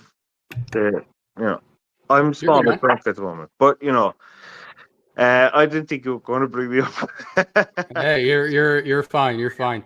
I appreciate the perspective. Here, we'll get into the drop mechanics in 1 sec. I just want to make sure. Does anybody have anything to add to our last topic? I know we kind of just ended a little abruptly there, but Dokta, Swampy, Sven, anything to add about what we were talking about before? Or are we good to move on here? Swampy, yeah, you got your hand up. Yeah, I love the perspectives, Anthony. Appreciate you coming up. And Chris, thanks a lot too, and everybody up here for your perspective, on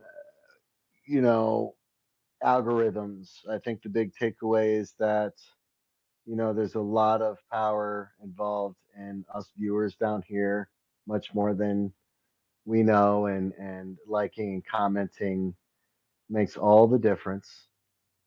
So please do that. It really does support everybody that you watch and enjoy. So I think, to me, that's the huge takeaway. I really appreciate you guys for jumping into that. So thank you. Oh, thanks, man. Yeah, and just to kind of add to what Chris was saying earlier, because there was a point that skipped my mind, but the reason, I don't know if you guys saw in the Maserati video I posted, like I'm starting to change the intros of my videos so that the video kind of starts with some sort of like not cinematic, but there's more than just the default stock footage that I would typically start with. And a large part of that has to do with the engagement. So to make sure that people click and keep watching. So I will admit that there is a very small luck element involved here, where you can put, like, there's been instances where I have posted a video for a client that has done poorly. And then all of a sudden I'll post the same exact video, same copy, same everything, like a week and a half later, and it'll pop off. Okay. So like a big thing nowadays is a lot of it does still come down to analytics, and it's understanding like what times to post. The day of the week doesn't really matter, but there's a very small luck element, but the rest has to do with what you're doing. So whether you're still uploading, like 99% of it has to do with editing, to make sure your editing is engaging and people still watch. And then you're adding value and are just entertaining to begin with. But I think that's the other thing I wanted to add there. Too. Yeah, so just don't stop. Keep providing us the content, and we'll do our part, and that's what we're talking about, right? Appreciate that, man. Thank you. And same with you, man, doing your thing in the Discord. Anthony, did you want to add something there? Appreciate it. Yeah, I was just going to totally agree with Swampy there. You literally, you bring out what's needed to be said, so I totally agree with that. fair play to you. You know what I mean? I really, you know, like I'm just an Irish person, fucking in the middle of nowhere, fucking tried to give my point and tried to make sure that everybody that is actually still in the community is actually given their fucking proper fucking ability to get their fucking mints. You know what I mean? Right, I'm like the last couple of fucking days. I've texted fucking MC. I've shouted out to fucking VeVe. I've fucking put her up at Viva fucking VeVe or whatever. And I said to him, the last fucking 3 stupid drop mechanics that came up. I'm like, Jesus Christ, this is nothing got to do. It's just pushing towards the fucking, and look, like I'm up there. You know what I mean? Like I couldn't give a shit. People need to be fucking treated properly. Look, you know, I just don't want man, that. hey, I just don't want anybody to be fucking totally fucked over by the big man. You know what I mean? I'm Irish. We don't want that shit. So and look, I swear to God, I'm not doing it for my own fucking self worth or anything like that. It's just I do not want anybody getting left behind. That's it. And Hey, I respect that. And listen, we're and all. I'm a pure fucking, I'm a pure drunk whenever I come on there. You know what I mean? It's not being drunk or anything like that. It's just, you know, fucking just be normal. You know what I mean? I'm only after 2 fucking gas tablets or whatever. Well, Hey man, I appreciate it. Well, hey, listen. At the end of the day, we're all random people on the internet, so any feedback, all suggestions are worth noting. So, no, I appreciate you hopping up and saying what you're saying. So, to be honest, though, I can't really add too much to what you're saying. I don't really have much of an opinion. I understand kind of both sides, but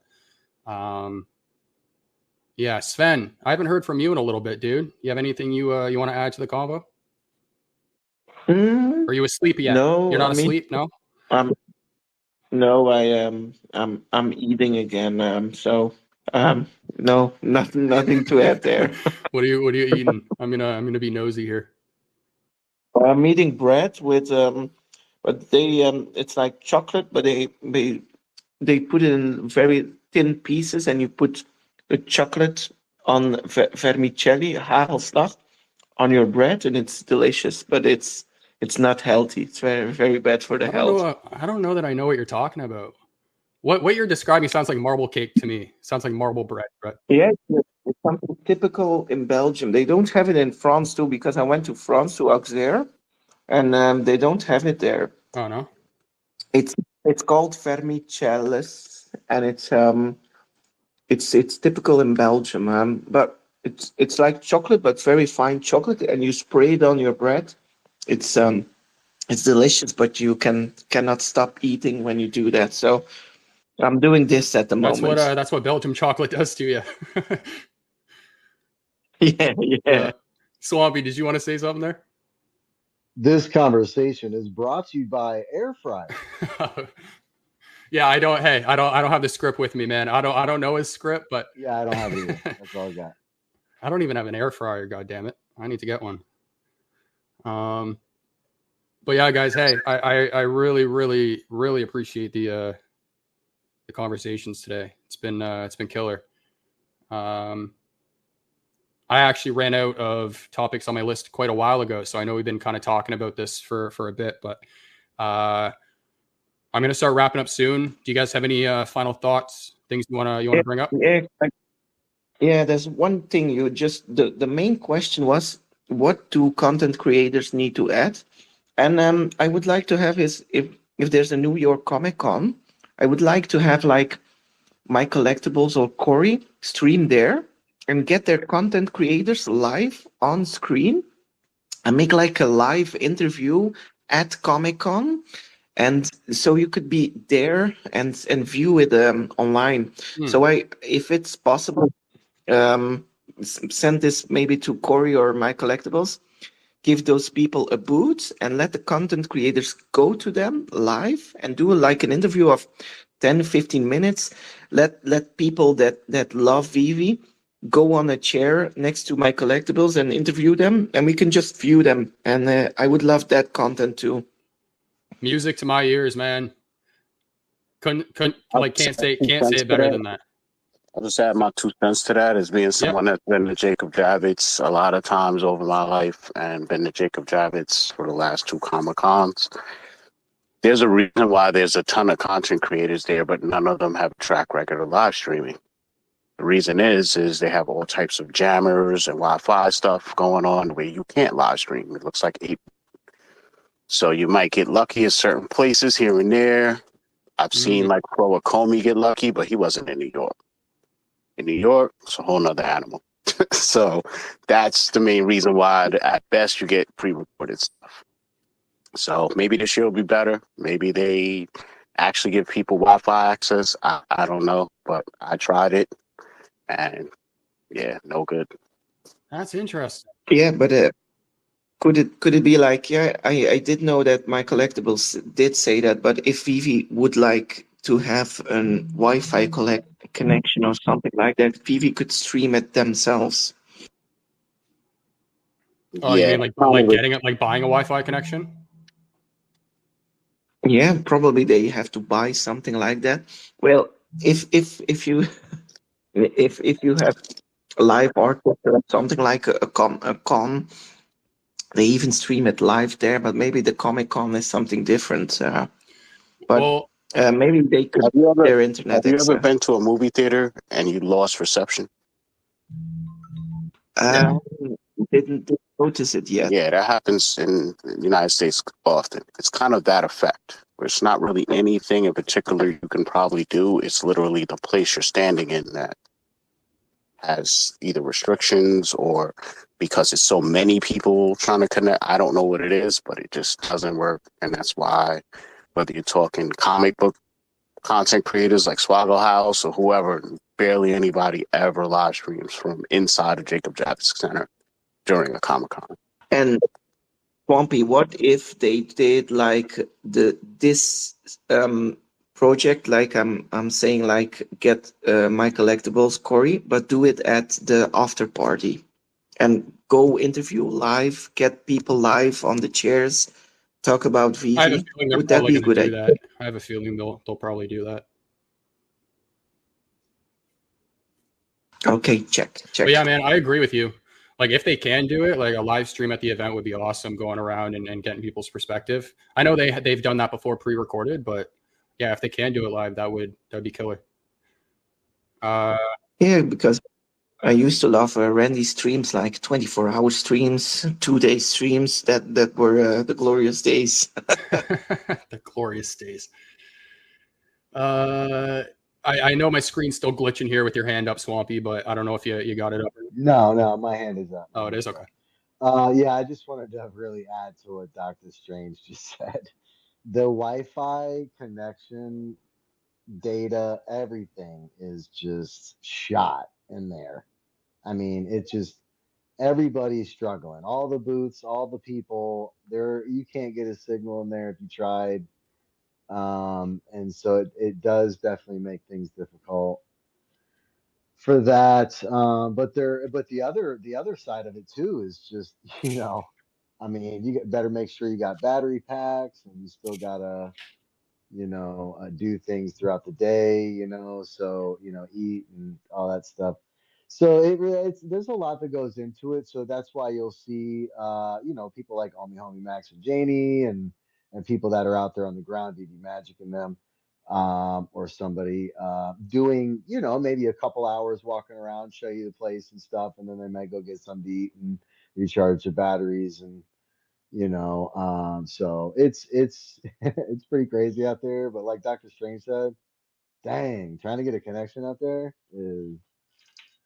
it seems like there's jammers, but I think there's just so many signals and so many frequencies all meshing together that it's just you've got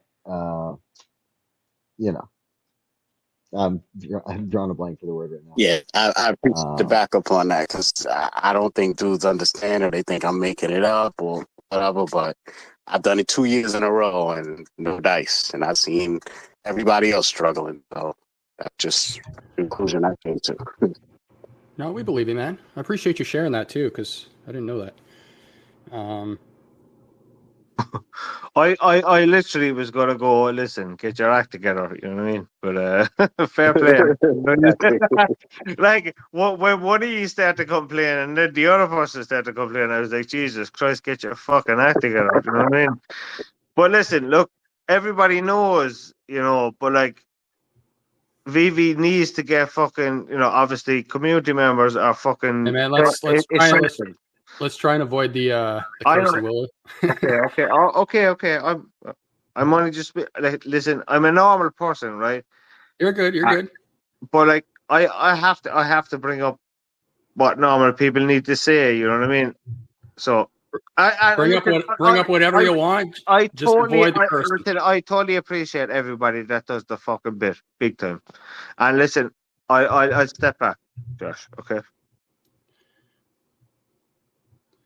All right, man. I appreciate what you have to say. Doc, Swampy, Sven, anything else from you guys? No. Eat your vegetables. That's the only thing. Eat your vegetables. Sven over here gobbling down broccoli.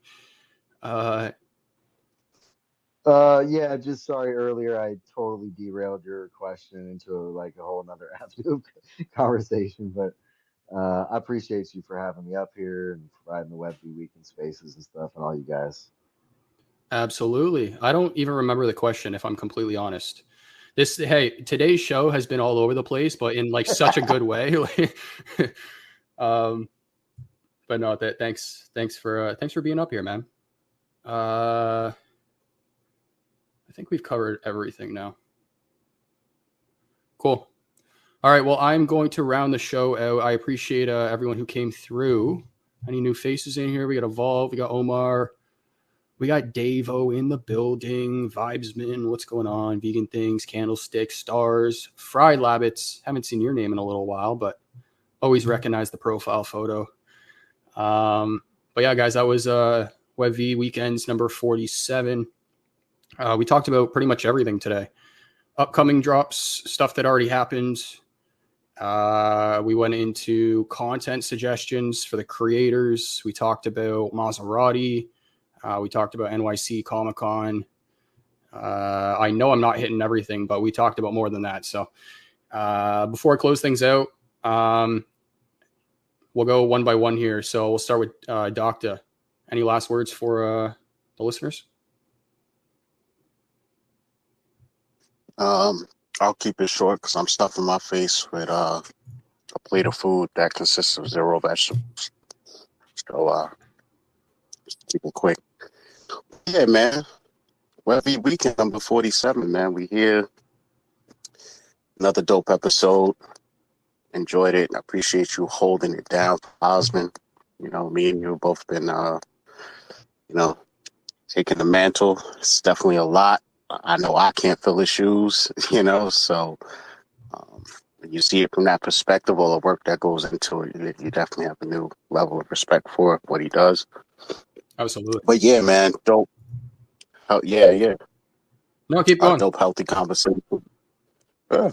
Cool. Dope, healthy conversation. I appreciate everybody coming through the space. We got Web V Wednesdays coming up this Wednesday, and that should be 11 p.m. Eastern Standard Time. Osmond should be back in the pilot's chair, so should be a good show. And everybody enjoy the rest of your weekend. Cool, man. Thanks again for coming up, as always. Swampy. Yeah, I just want to say this Web V Weekend is brought to you by Value, because the V stands for value and not for VeVe. Yes, sir. So what we're all here to just, give each other some value and, on the Web3 space. And so, yeah, appreciate that. Thank you, man. Anthony, and yeah, just to be clear, Anthony, I don't want you to feel like you can't come up and say what you want to say. You're like say whatever you want to say. I just kindly ask we avoid the swearing. That's all, man. Just keep it PG. That's all. No hassle, brother. All I'd say is collectors are key. And thanks for the space. I agree that. I'll second that one. Thanks, Anthony. Appreciate you, man. And Sven. Yep. Eat the vegetables, doctor, and you'll be fine. Sven. Okay.